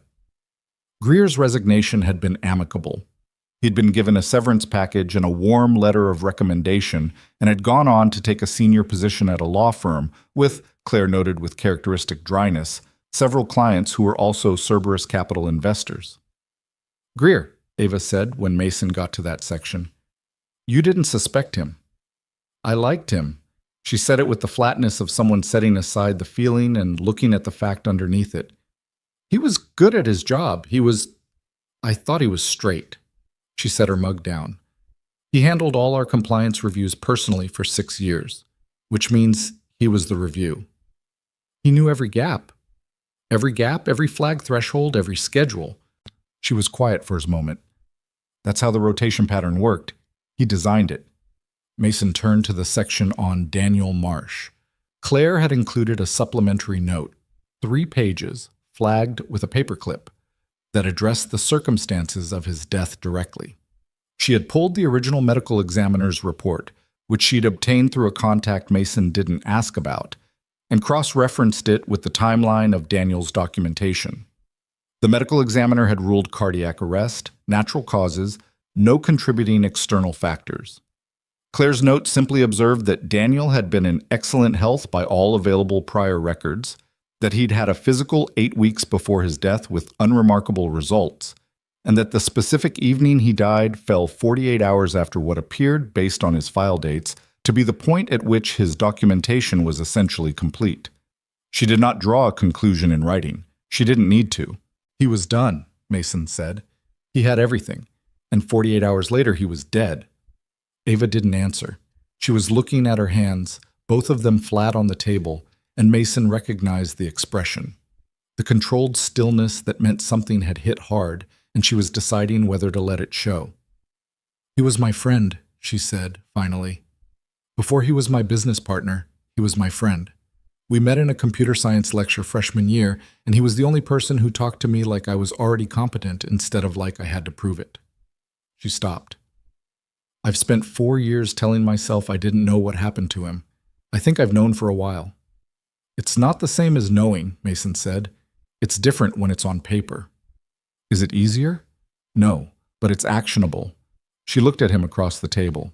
He thought not for the first time about the enormous distance between who she was in the public world, the controlled, untouchable CEO whose photo appeared on business covers, and who she was sitting across from him in her own kitchen at 9 in the morning with her hands flat on the table and grief and fury moving in her face in roughly equal proportions.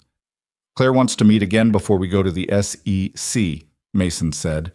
"She's recommending we bring in a federal attorney first, someone who can tell us the cleanest path in, whether it's SEC, DOJ, or both simultaneously." "Both simultaneously," Ava said. "I want every door opened at once. I don't want any of them to have time to coordinate a response." "That's Claire's recommendation, too." "Then we're aligned." She picked up her coffee. "How long?" She said 1 week to get the attorney in position, then we move. 1 week. The number sat between them. It had the quality of a countdown, and they both felt it. The week should have been manageable. It wasn't. On Monday, two of KDS's largest institutional investors called Ava within 3 hours of each other to ask, in the careful language of people who had been briefed to ask carefully, whether there was anything the company needed to share regarding current management stability. Both calls came through her assistant, which meant someone had gotten to her assistant, which meant the information perimeter that had seemed solid was already porous. On Tuesday, a financial news site published a brief, vague item about rumors of internal restructuring at Kensington Digital Systems and questions about the CEO's long-term commitment to the role. The item cited no named sources. It was 3 paragraphs long and carefully written to say nothing that could be specifically refuted while implying everything that needed to be implied. Ava forwarded it to Mason with a single word: Voss. On Wednesday, Mason's supervisor at Maplewood Hills called him into the office before his shift and told him, with visible discomfort, that the center had received a complaint from an anonymous source alleging that Mason had violated patient confidentiality policy by discussing a former resident's medical information with third parties. The supervisor made it clear he didn't personally believe the complaint. Mason's record was clean and the allegation was vague, but protocol required documentation and a formal review process that would take 10 days. Mason sat across from his supervisor and kept his expression level and said the right things. That he understood the process, that he had never discussed any patient information with anyone, that he welcomed the review, and drove home afterward with the specific cold clarity of someone who has just watched the radius expand. This wasn't about Ava anymore. They had reached him, and through him, they'd reached the job. And the job was the insurance, and the insurance was Lucy. He called Ava from his car. "They filed a complaint at my job," he said. "Anonymous, patient confidentiality violation." The silence on her end was 4 seconds long. "Mason, it's fine. My supervisor doesn't believe it. It just starts a review process." "Which threatens your employment." "Which threatens my employment." He kept his voice even. "I'm not calling to report a problem. I'm calling so you know the shape of things. The shape of things is that they're coming after you because they can't come after me directly." Her voice had gone to its flattest register, which he'd learned meant anger she was keeping locked down. "This is because you came to the meeting in Providence." "Probably." "Mason, if they escalate this, 1 week," he said. Claire said 1 week. We're 4 days in. "If something happens to you, nothing is going to happen to me." He meant the words when he said them and was aware, saying them, that meaning them wasn't the same as them being true. "Are you in a safe place to meet tomorrow?" "My apartment. I'm not going to the office until we move." "Good." He started the car. "I'll be there at 10. He didn't sleep much that week. He worked his shifts and came home and lay in bed and stared at the ceiling and ran through scenarios with the methodical focus of someone who had learned, over years of practical problem solving, that panic was less useful than inventory. What did they have? What did the other side have? What was the next decision point, and what were the options at that point?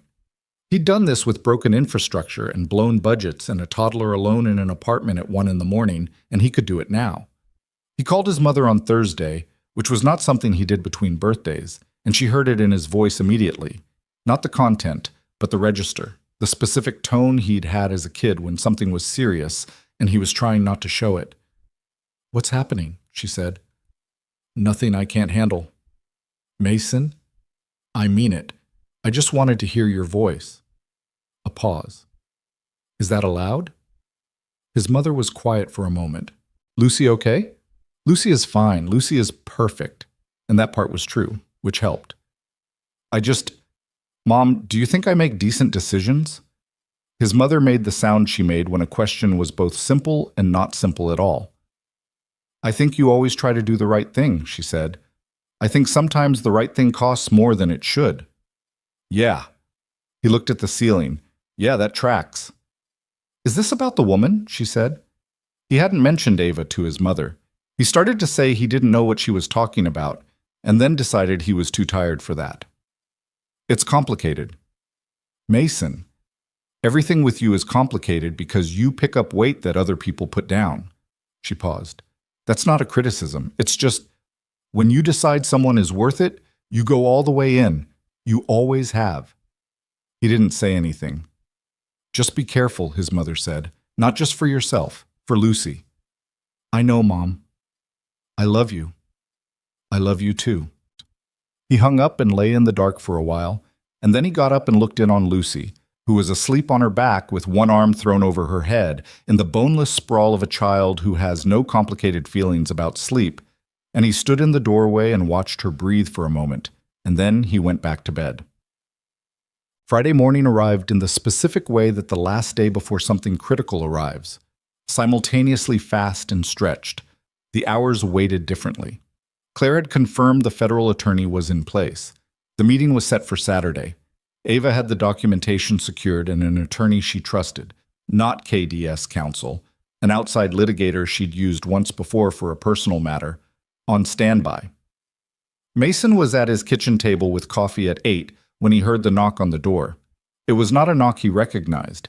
It was the kind of knock that had authority built into it, not aggressive, but formal, the cadence of someone for whom knocking is a professional act. He opened the door. 2 men, suits. The one in front had a badge that he showed briefly and efficiently, the kind of brief that meant he'd done this many times and didn't think the badge required lingering over.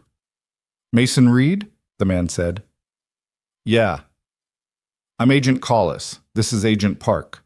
We're with the FBI. We have a warrant for your arrest." He said it the way you'd say anything logistical.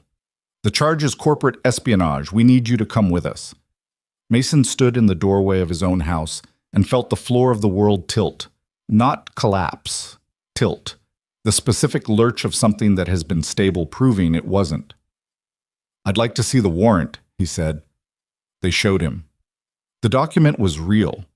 He'd done enough contract work to know what real official documentation looked like, and this was it, clean and specific and wrong. It alleged that Mason Reed had accessed proprietary Kensington Digital Systems technical documentation without authorization and transmitted materials to an unspecified third party. The complainant was listed as Kensington Digital Systems, Inc., acting through its board of directors. Not through Ava, through the board. "My daughter is upstairs," he said. "She's 7. I need to call her." "You can make a call from the vehicle," Agent Collis said, not unkindly. "She needs someone to come here before I leave. I need to call our neighbor." Collis looked at his partner, then back at Mason. "You have 2 minutes."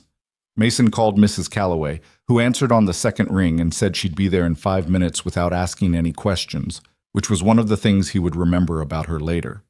He went upstairs. Lucy was awake. She'd heard the knock and was sitting up in bed with the alert expression of someone who had learned to read the sound of unexpected things. "Dad?" she said. He sat on the edge of her bed. He took her hand. He kept his voice very steady. "I have to go somewhere this morning. Something came up. Mrs. Calloway is coming over right now, and she's going to stay with you." Lucy looked at his face. She was 7 years old, and she was reading it the way she'd always been able to read it, and what she saw there was enough that her eyes went wide and bright, and she tightened her grip on his hand. "Is it bad?" she said. "It's complicated," he said, "and I'm going to fix it." "Is it about Ava?" "It's related to some things we've been working on. Yeah." "Is Ava okay?" "She will be." He squeezed her hand. "Lucy, listen to me. I need you to be very brave this morning, okay? Not because there's anything to be scared of, but because being brave is what we do in this family when things get complicated." She looked at him. Her chin was steady, but barely. "Can I call her?" Lucy said. "Ava?" "I'm going to tell her what happened. She'll call you." He kissed her on the forehead. "Gerald needs water today." She made a sound that was partly a laugh and partly something that was trying not to be a cry.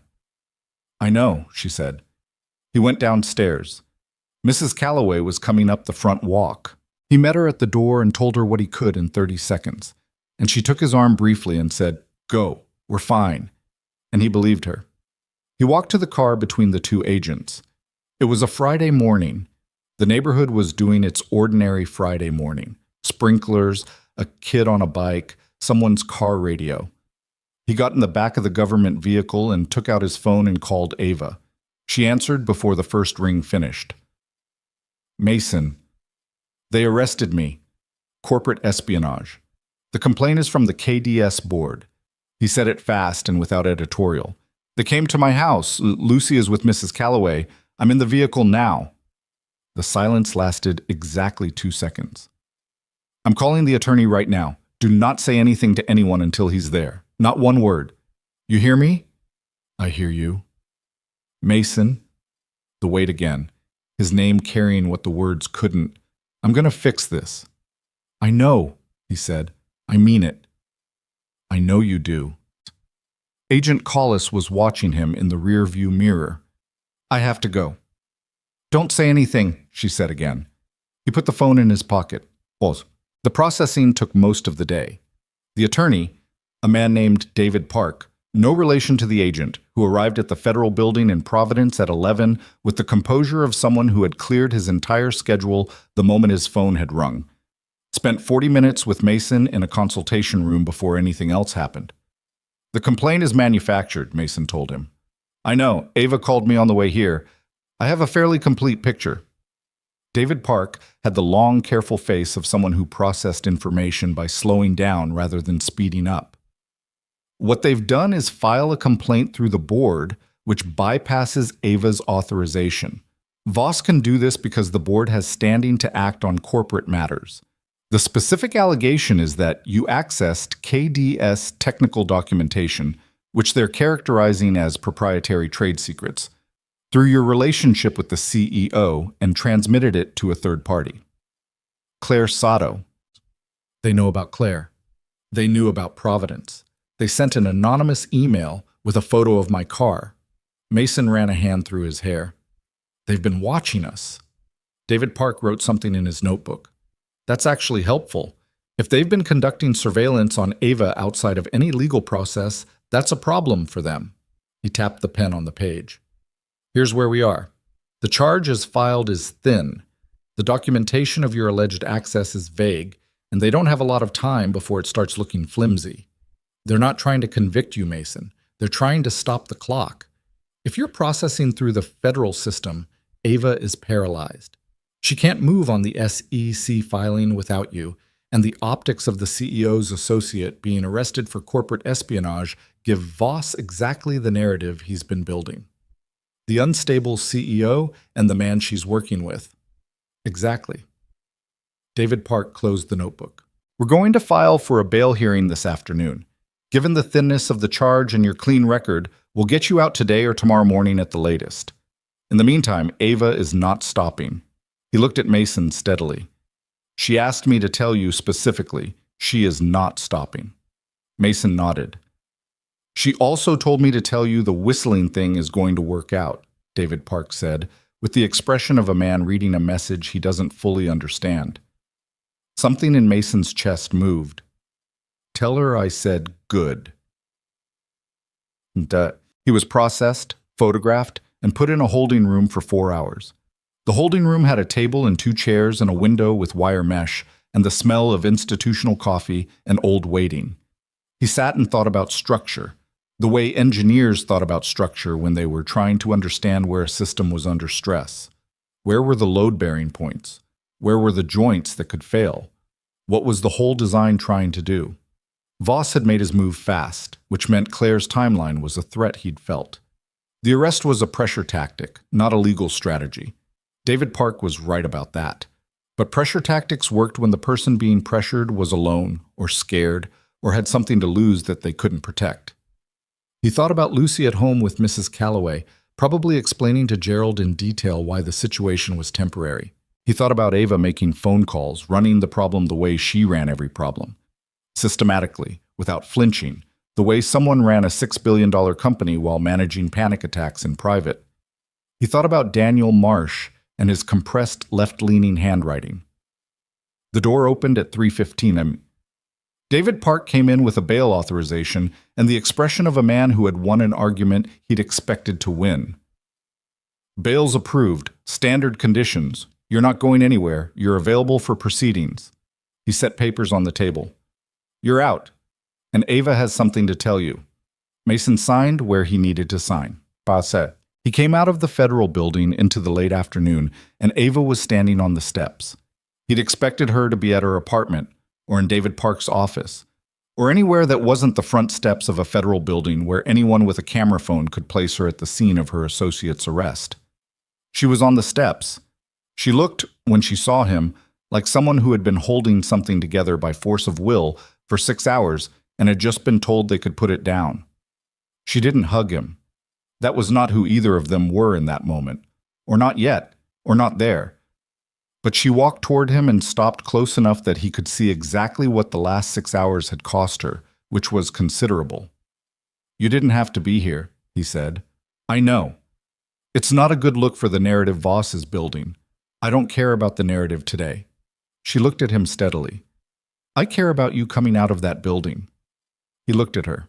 Around them, the afternoon was doing its late Friday thing. Traffic, sunlight on concrete, the particular looseness of the city at the end of a week. Normal life conducting itself around the abnormal thing they were standing in the middle of. "The attorney said you're not stopping," he said. "I'm not stopping." "What happened while I was inside?" She straightened slightly. The controlled register came back. Not the mask, he'd learned to tell the difference, but the real version of it. The one that was genuinely her, the woman who had built a $6 billion company from a co-working desk, who had carried Daniel's death for 4 years, who had walked into board meetings knowing people in the room might have blood on their hands, and had done it without blinking. "Claire finished the supplementary analysis," she said, "and I spoke with 2 people who used to work for KDS who have agreed to give testimony. People who were in rooms when certain decisions were made." She paused. "And tomorrow morning at 10 o'clock, I have a shareholder meeting." "You called an emergency shareholder meeting." "I had my attorney call it. It's within my rights as CEO." She held his gaze. "I'm not waiting for Voss to finish what he started.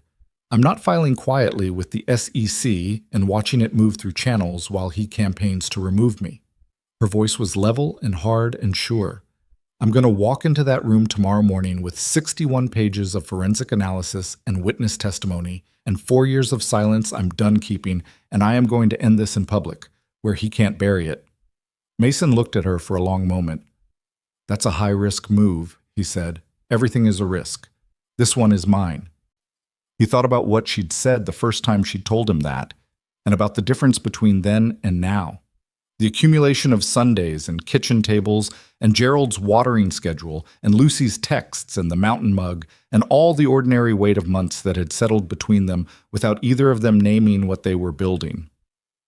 "Okay," he said. "You don't have to be there." "I know." "The arrest makes it more complicated, optics-wise. Ava," he said her name the way she sometimes said his, as the whole sentence. "What time?" She looked at him. Something moved in her face that she didn't try to manage. 10 o'clock, she said. "I'll be there at 9:30. Yad."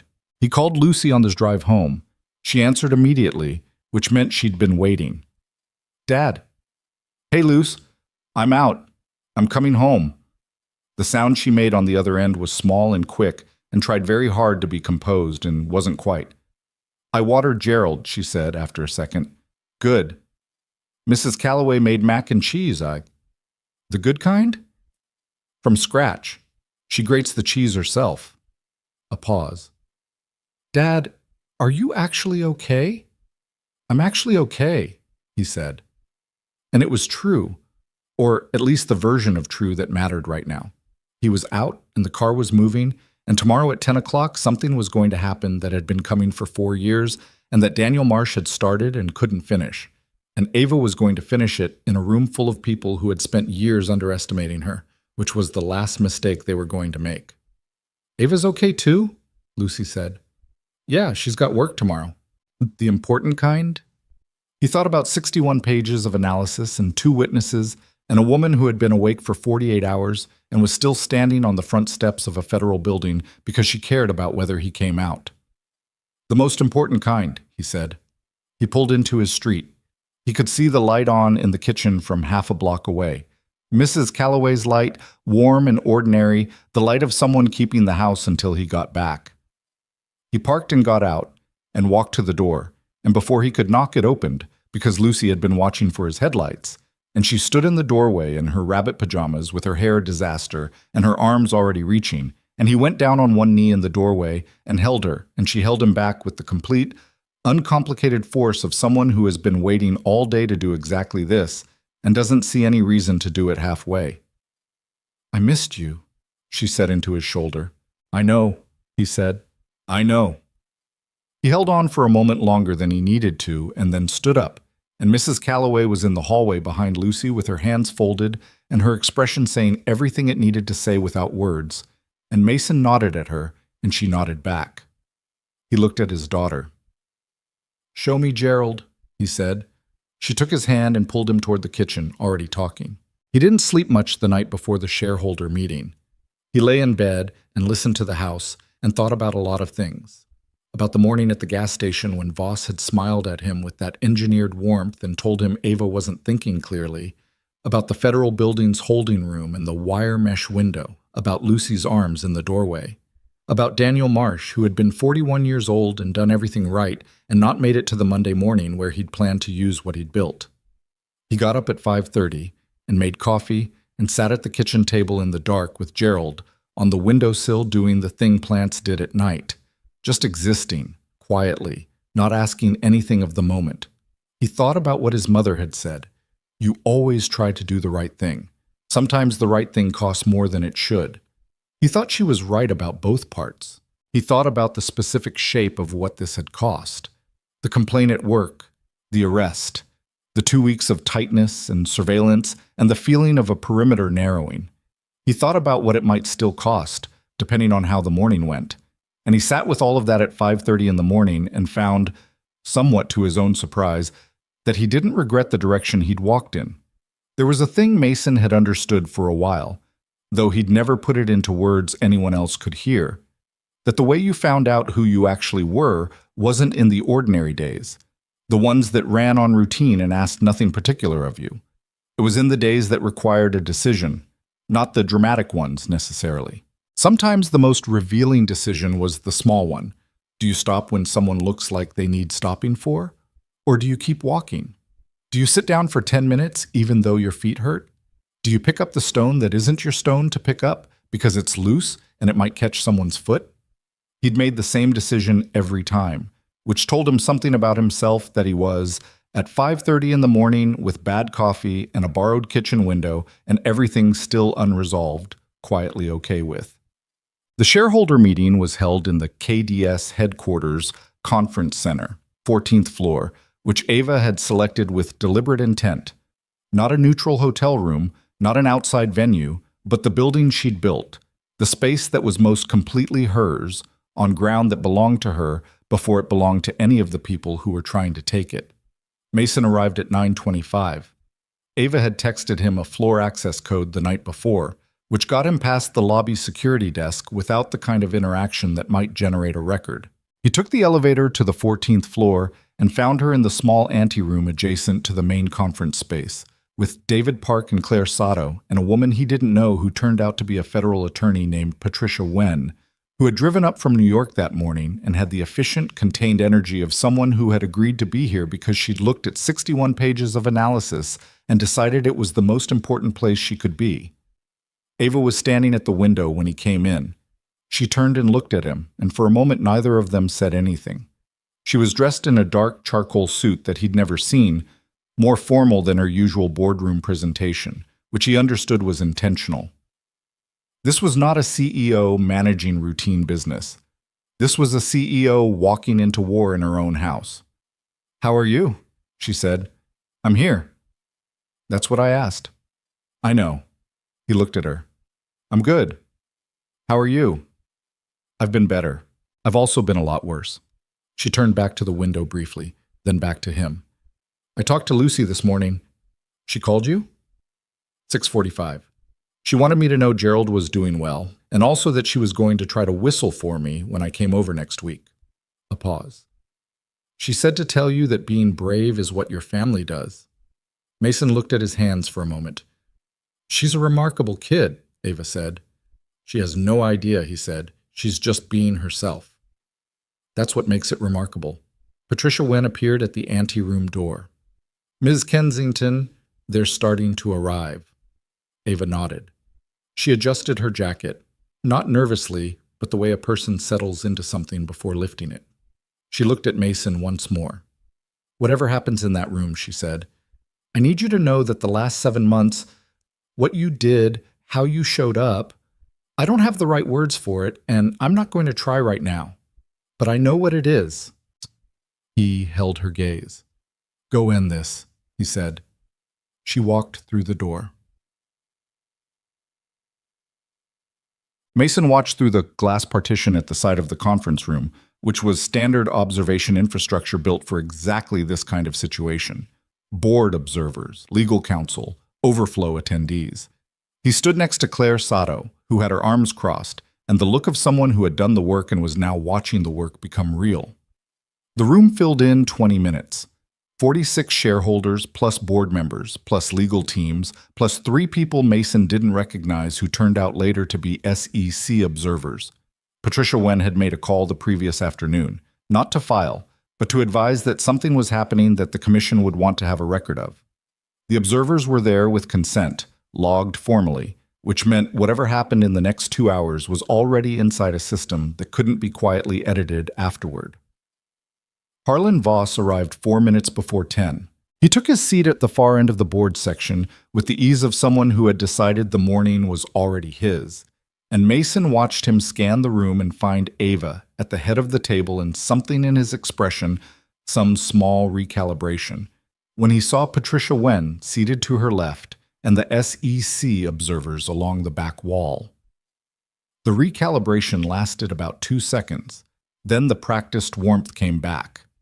Mason thought, he still thinks he can manage it. He was wrong. Ava opened without preamble. She didn't do a quarterly review. She didn't do housekeeping items or procedural openings or any of the softening architecture that usually preceded something difficult in corporate settings.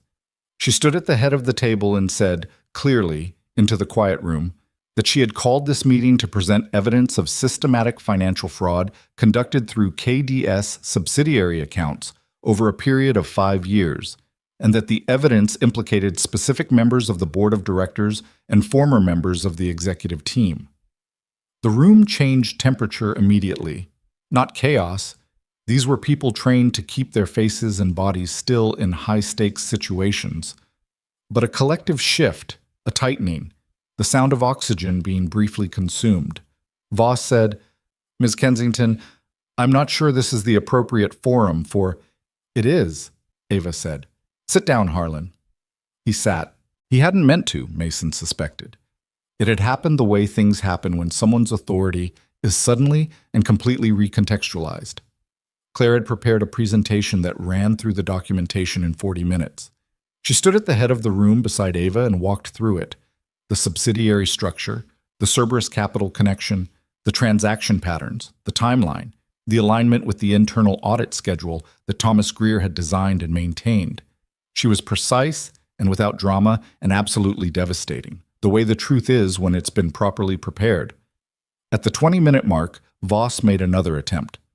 This is an unvetted analysis prepared by a private contractor with no established 61 pages of documented forensic analysis, Claire said without breaking stride. Cross-referenced with SEC filings, company records, and a medical examiner's report. My credentials and the methodology are in the appendix, which all board members received by email at 7 this morning. You're welcome to address specific findings. He didn't address specific findings. At the 30-minute mark, Ava presented the witness testimony, not live, but in the form of signed affidavits from 2 former KDS employees, both of whom had been present in meetings where decisions about the subsidiary accounts were discussed. The affidavits were specific about dates, attendees, and the content of those discussions. One of them named Voss directly. The other named Richard Feld and Thomas Greer. The second affidavit named one more person, a mid-level executive named Paul Dakin, who was currently sitting 4 seats from Voss and who went a color that Mason, watching through the glass, recognized as the color of someone understanding that the room they are in has changed entirely from the room they thought they walked into. Voss stood up at the 38-minute mark. He did it the way people who have decided to cut their losses stand up, with a kind of controlled purposefulness, gathering themselves for a pivot. "I'm going to recommend we adjourn," he said. "There are serious procedural questions about how this meeting was convened and what's being presented here, and I think the board needs time." "The board can take all the time it needs," Patricia Wen said, from her seat to Ava's left. "The SEC cannot." She said it pleasantly. "The observers at the back of the room are here as formal witnesses to these proceedings. The documentation has already been transmitted to the Commission's Enforcement Division as of 7:40 this morning." She paused. Sitting down or standing up, adjourning or continuing, none of that changes what's already been filed. The room went very still. Voss stood at the end of the table. Mason watched his face, watched the practiced warmth fail to load, watched the calculation run and come back empty, watched a man who had spent years in rooms he controlled understand that he was no longer in a room he controlled. He sat down. The meeting ran for another hour and 40 minutes. By the end of it, 3 board members had formally recused themselves pending investigation, which was the legal version of putting their hands up. Paul Daken had left the room quietly at the hour mark, accompanied by his own attorney who had materialized from somewhere in the back and had not returned. Patricia Wen had spoken twice more, both times briefly, both times in the measured tone of someone who is being pleasant because they have already won, and pleasantness costs nothing. Ava spoke for the last 20 minutes. She spoke about Daniel Marsh. Not the documentation, not the forensics, but Daniel himself. She talked about a freshman computer science lecture and a person who had talked to her like she was already competent, who had built something with her from nothing, who had found something wrong in the foundation of what they'd built together and had spent 6 months documenting it with his compressed left-leaning handwriting and had not survived to deliver it. The room was completely quiet. "I don't know what happened to Daniel," she said. "I have my belief. What I know is that he found this, and he built the case that eventually became what Claire presented to you this morning. And he deserved to be in this room today, and he isn't." She paused. "What I can do is finish what he started. That's what this morning is." She looked at the room. Kensington Digital Systems was built by people who worked hard and believed in what they were making. Most of the people in this room are those people. What happened in those subsidiary accounts was a theft, not just of money, but of what this company was supposed to be. She straightened. "I intend to make sure it's the last thing stolen from here." She sat down. The room, for a moment, had nothing to offer in response. It came apart quickly after that, the way structures do when the load-bearing element is removed. Harlan Voss was formally escorted from the building by legal counsel and 2 federal agents who had been, Mason learned afterward, waiting in the lobby since 9:15. Richard Feld, who had not been at the meeting because he was in retirement in Florida, received a visit at his home the same morning. Patricia Wen's office had coordinated both actions to happen simultaneously to prevent any coordination between the parties. Thomas Greer surrendered voluntarily through his attorney 2 days later, which his attorney characterized as cooperation and which the federal prosecutors characterized as recognition of an untenable position. The formal arrests, the charges, the subsequent news cycle, all of that happened in the weeks that followed with a speed that reflected the completeness of the documentation. When 61 pages of forensic analysis are backed by witness affidavits and SEC filing cross-references, and the testimony of a methodical forensic accountant who had filled in every gap Daniel Marsh had left, there was not much room for the defense to operate in. Mason's charges were dropped within 72 hours of the shareholder meeting, which David Park described as one of the faster dismissals he'd seen, and which reflected, he said, the fact that the charge had been thin to begin with, and the people who'd filed it were now significantly occupied with their own legal situations. The disciplinary review at Maplewood Hills was also closed. The center's administration had been watching the news cycle with, Mason suspected, considerable discomfort about the anonymous complaint they'd processed. And when his supervisor called to tell him the review was concluded with no finding, he said it with the tone of someone who wanted the conversation to be brief. Mason told him he appreciated it and that he'd be in for his regular shift Thursday, and they both acted like the preceding 2 weeks had been a brief administrative matter, which was the easiest way to move forward and which Mason had no objection to. What he thought about, in the days after it resolved, was not the legal outcome or the news coverage or any of the external machinery of consequence. He thought about a Tuesday night in March and a squeaky mop bucket wheel and a woman sitting alone in a lounge with her shoes off and her professional face already assembled, and the fact that the smallest possible decision, to stop, to ask, to stay an extra 10 minutes, had set in motion something neither of them had seen coming, and that had cost real things and changed real things, and had led, in ways that didn't run in a straight line, to a Friday morning shareholder meeting where 4 years of a dead man's careful work finally landed where it was meant to go. He thought about Daniel Marsh a lot in those weeks. He thought about what it meant to do the right thing without knowing if it would matter, without knowing if you'd be around to see whether it did. He thought about the specific bravery of continuing to document when you must have known the risk, when you could have stopped and told yourself you'd imagined it, or that it wasn't your problem, or that the structure was too big to fight. Daniel Marsh had not told himself any of those things. He'd kept writing in his compressed left-leaning hand. That meant something. Mason wasn't sure he had the words for what it meant, but it sat in him like a permanent weight. Not heavy, exactly. Grounding. The kind of weight that keeps you from floating loose. 3 months after the shareholder meeting, Ava called a press conference. The coverage of KDS in the preceding months had been extensive. The arrests, the fraud charges, the investigation into Daniel's death, which had been reopened by the state attorney's office on the basis of the timeline evidence Claire had assembled. The reopened investigation was ongoing. It would take time. It might or might not produce a result that anyone could call justice in the conventional sense.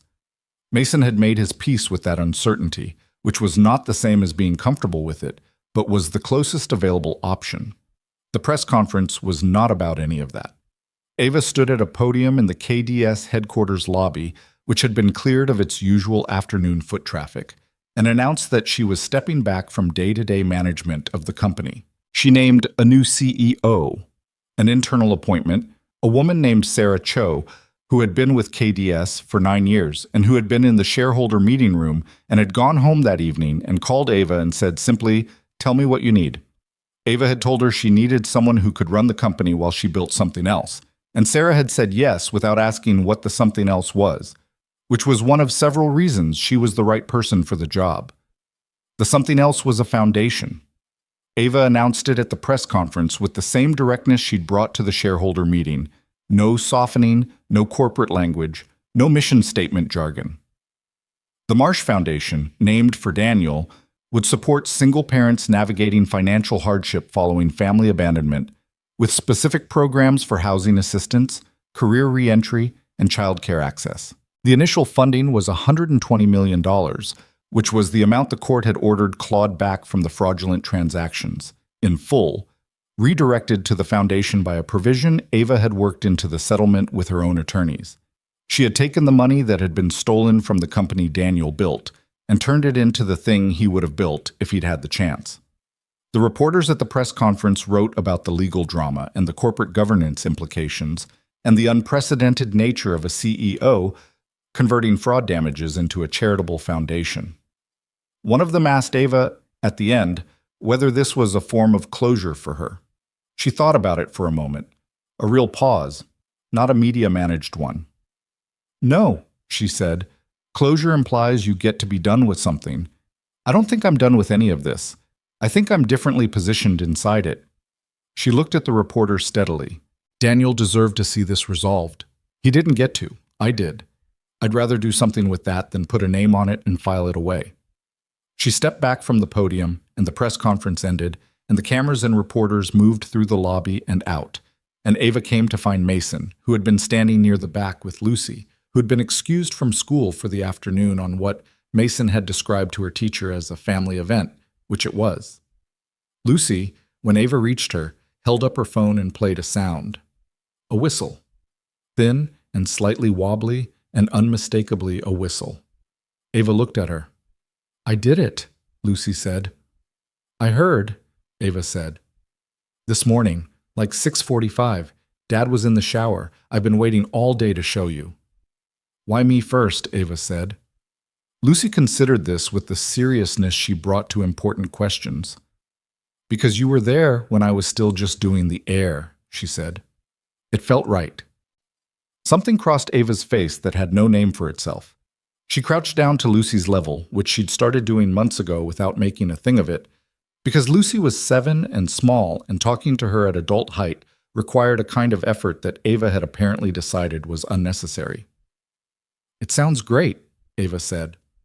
It sounds a little wobbly, Lucy said fairly. Things usually do when they're new. Lucy accepted this because it was true, and she appreciated accurate feedback. I'm going to practice until it sounds right, she said. I know you are. Mason watched them. He had gotten, over the months, better at just watching things be what they were without running them through analysis, or looking for the catch or wondering what it meant.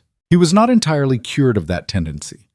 It was too deep in him, the reflex of a man who had spent years identifying what was fragile before it broke. But he'd gotten better at recognizing when the moment in front of him didn't need anything from him, except his presence in it. This was one of those moments.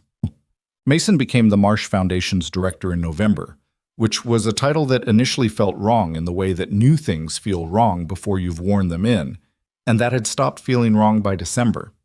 His job was to build the operational infrastructure of the foundation, the grant programs, the intake process, the partnerships with housing organizations, and career re-entry services and childcare networks. It was fundamentally the same thing he'd always been good at, finding what was broken in a system, understanding why it was broken, and figuring out what it would take to fix it. The difference was that now the system was people's lives, and the stakes were immediately legible, and sometimes the people who came through the intake process had faces and stories that required him to drive home afterward and sit in his car for a few minutes before going inside. He didn't want that to get easier. He thought if it got easier, something would have been lost. The foundation worked with 237 families in its first year. Mason knew that number because he'd counted them, not because anyone required him to, but because it seemed like the right thing to do. Each family was a person who had been in a version of the same place he'd been after Diane left, standing in a suddenly smaller life, looking at a child who needed things that the math didn't currently add up to, trying to figure out which foot to put first. He didn't tell any of them he knew how it felt. He didn't need to. The work spoke in a language that didn't need that kind of framing. There was an evening in late October, at the lakeside cabin in Vermont that Ava had rented for a long weekend because she said she needed 3 days with no cellular signal, and what she meant, and what Mason understood her to mean, was that she needed 3 days of just this, the specific ordinary life they'd been quietly building in the margins of everything else for almost a year. Lucy had declared the cabin better than a house on the grounds that it smelled like outside and had a porch where you could see the actual stars, which was a metric Mason had not previously encountered in real estate evaluation, but found difficult to argue with. The three of them had spent the day doing the kind of nothing that requires effort to properly maintain: a walk around the lake, lunch on the porch, Lucy's ongoing project of attempting to identify constellations from a library book she'd brought, despite the fact that it was still daylight and constellations were primarily a nighttime feature. She was taking a long view. After Lucy went to bed, later than usual, because the cabin operated on vacation time, which Lucy had correctly identified as a different standard from home time and exploited accordingly, Mason and Ava sat on the porch in the late October dark.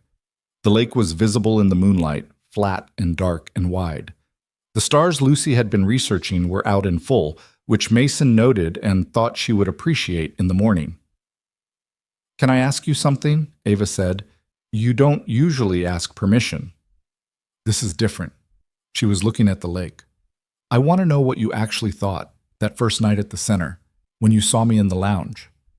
Mason considered the question honestly. "I thought you looked like someone who was exhausted and had been exhausted for a long time and was trying very hard to look like that wasn't true." "That's all?" "I thought you looked like you needed someone to just stop, not fix anything, just stop. And you stopped. I had a squeaky bucket wheel. You already knew I was coming." She made a sound that was the laugh he'd learned over almost a year in all its iterations, or the small contained one, the almost one, the real one that was rarer and more valuable. This was the real one. "I mean it," he said. "I didn't have some plan. You looked like a person who needed a person. That's all." Ava was quiet for a moment. The lake did its quiet thing. Somewhere in the trees, something made a brief sound and went silent.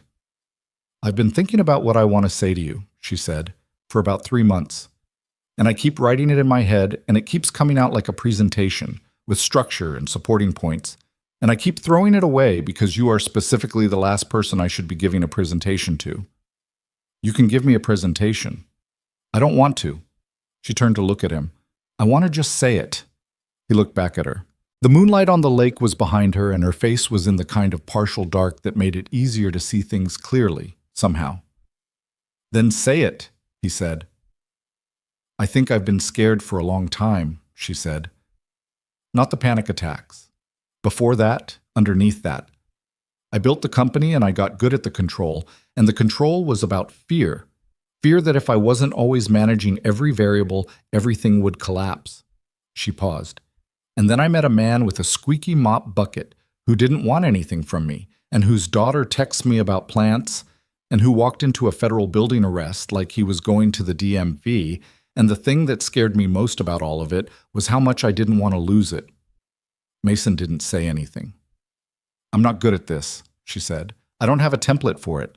I spent a decade being very, very good at the company, and I'm starting from approximately 0 at the personal version, and it is—" She stopped. "It is uncomfortable, and I'm doing it anyway." "I know you are," he said. "I need you to know that I know what this is. It's not gratitude. It's not because you helped me. It's because—" She stopped again. "Because you are specific. You're not a general category of person that I've added to my life. You're you. And Lucy is Lucy. And I don't want a version of this that's different." He looked at her for a long moment. "Ava," he said. "What?" "I know." She looked at him. "You know what?" "I know what you're saying. I've known for a while." He shifted toward her slightly. "I'm not great at speeches either, but I know what this is. I've known what it was since probably the farmer's market, if I'm honest." "The kettle corn." "Lucy decided in 4 minutes. I was maybe a little slower." She looked at him. In the partial dark of the porch, with the lake behind her and the October air doing its cold, clean thing, she looked like herself. Not the CEO, not the woman at the shareholder meeting podium, not the patient in the rehabilitation center lounge. Just herself, specific and real and present. "So we're doing this," she said. "I think we've been doing it for about 8 months. Officially," she said. "Officially." He reached over and took her hand, which was something they hadn't quite done yet, or hadn't done simply, without the weight of a crisis or a parking lot or a federal building behind it. Just reached and held. "Yeah, officially."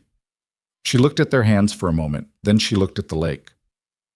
"Lucy is going to be insufferable about this," she said. "She already knows. She told me she knew 2 months ago. She said, and I quote, 'It's obvious, Ava.' She's not wrong." "She never is. It's a little alarming." Mason smiled. He looked at the lake too. The stars were doing their reliable thing overhead, and somewhere behind them, Lucy was asleep under the cabin's extra blanket that she'd requested on the grounds that lakeside air was different cold, and the porch held them in the ordinary way that porches hold people, without ceremony, without requirement, just present and solid underneath. He thought about the things that had happened in the last year. He thought about a loose stone in a path and a squeaky wheel and a woman in a lounge who had been awake for a decade. He thought about Gerald on the windowsill and kettle corn and the mountain mug and a 7-year-old holding her father in a doorway like she was trying to press the whole of him into her memory. He thought about what his mother had said. The right thing sometimes costs more than it should. He thought, yes, and it also sometimes leads somewhere you couldn't have found any other way. There was something Mason had learned, not in the dramatic moments, but in the ordinary ones. In the kitchen at 5:30, in the maintenance corridor, in the parking lot after a night shift, that he couldn't have told you at 32 and could almost tell you now. It was about choosing. Not the big choices, the ones that announce themselves with their own gravity. The small ones. The ones that nobody gives you credit for because nobody sees them. The choice to stop when someone looks tired. The choice to listen all the way through. The choice to pick up weight that isn't technically yours because it's loose and someone might fall. The choice to stay when everything reasonable would tell you to keep walking. He thought those small choices were where everything that mattered actually happened, not in the shareholder meetings or the federal buildings or the press conferences. In the 10 minutes on the floor of a lounge at midnight, talking about a 7-year-old who couldn't whistle yet. He thought most people knew this somewhere. He thought most people forgot it anyway, because the world rewarded the other kind of choice, the strategic one, the one that protected your own perimeter. He thought Ava had known it once, before the company had asked her to forget it. He thought she was remembering now. He thought Lucy had never forgotten it, possibly because she'd never had the chance to learn the alternative, which was its own kind of gift. Growing up watching a father who picked up stones that weren't his to pick up, and learning from the watching that this was just what you did. The following spring, on an evening in April that was too warm for the season and perfect anyway, Mason proposed on the porch of that same Vermont cabin, which they had rented again because Lucy had lobbied hard on the grounds that the star visibility was superior to anywhere else they'd been. He didn't have a speech. He'd tried writing one and thrown it away for the same reasons she'd thrown away hers, say, he was not a speech person, and she would have known immediately if he'd been performing rather than saying. What he said was, I know what I want, and I know who I want it with. And I know you know that already. But it seemed like the kind of thing that should be said out loud. He had the ring in his jacket pocket. He took it out and held it. She looked at it, then at him. You consulted Lucy, she said. She helped me pick the stone. She said you'd want something that didn't look like it was trying too hard. Ava made a sound. She's right. She usually is.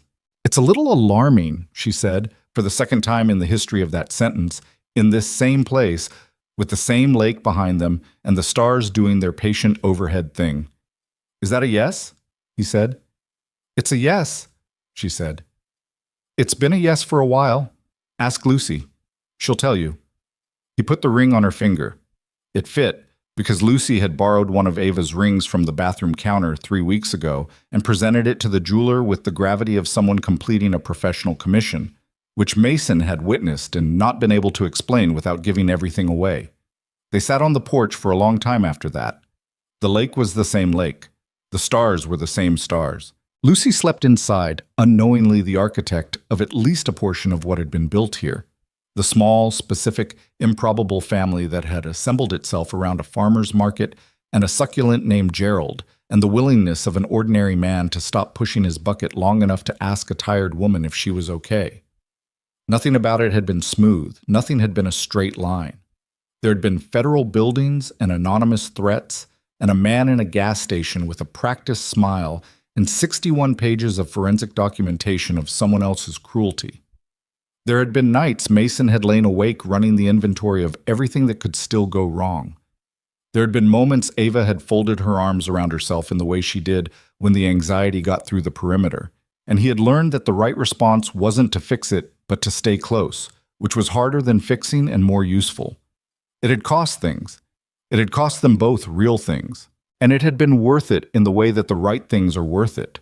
Not because the return justified the investment, like a financial calculation, but because the direction was true, because it was the thing they were each supposed to be doing, in the way that you recognize something as right, not because it's easy, but because it fits, because it's yours, because turning away from it would cost something you couldn't afford to lose. Mason had a daughter who could whistle now, thin and wobbly and entirely her own. He had a foundation and 237 families who had needed a door and found one. He had a woman beside him who was learning, imperfectly and with great determination, how to occupy a life rather than just manage one. He had a kitchen table with a scratch along the side, and a plant named Gerald, and a mug with a faded mountain on it that belonged to someone else now, officially, by a 7-year-old's designation. It was not a smooth or a simple life. It was specific and complicated and made of actual things, and it was his, and he was grateful for it in the way he was grateful for most things. Quietly, practically, in the way you are grateful for something when you understand clearly what you would have lost if it had gone differently. The lake held the moonlight. The stars held their positions. And somewhere inside the cabin, Lucy Reed slept with her rabbit and her library book of constellations and the complete, uncomplicated certainty that the world was full of things worth learning the names of. and that the people who mattered most were exactly where they were supposed to be.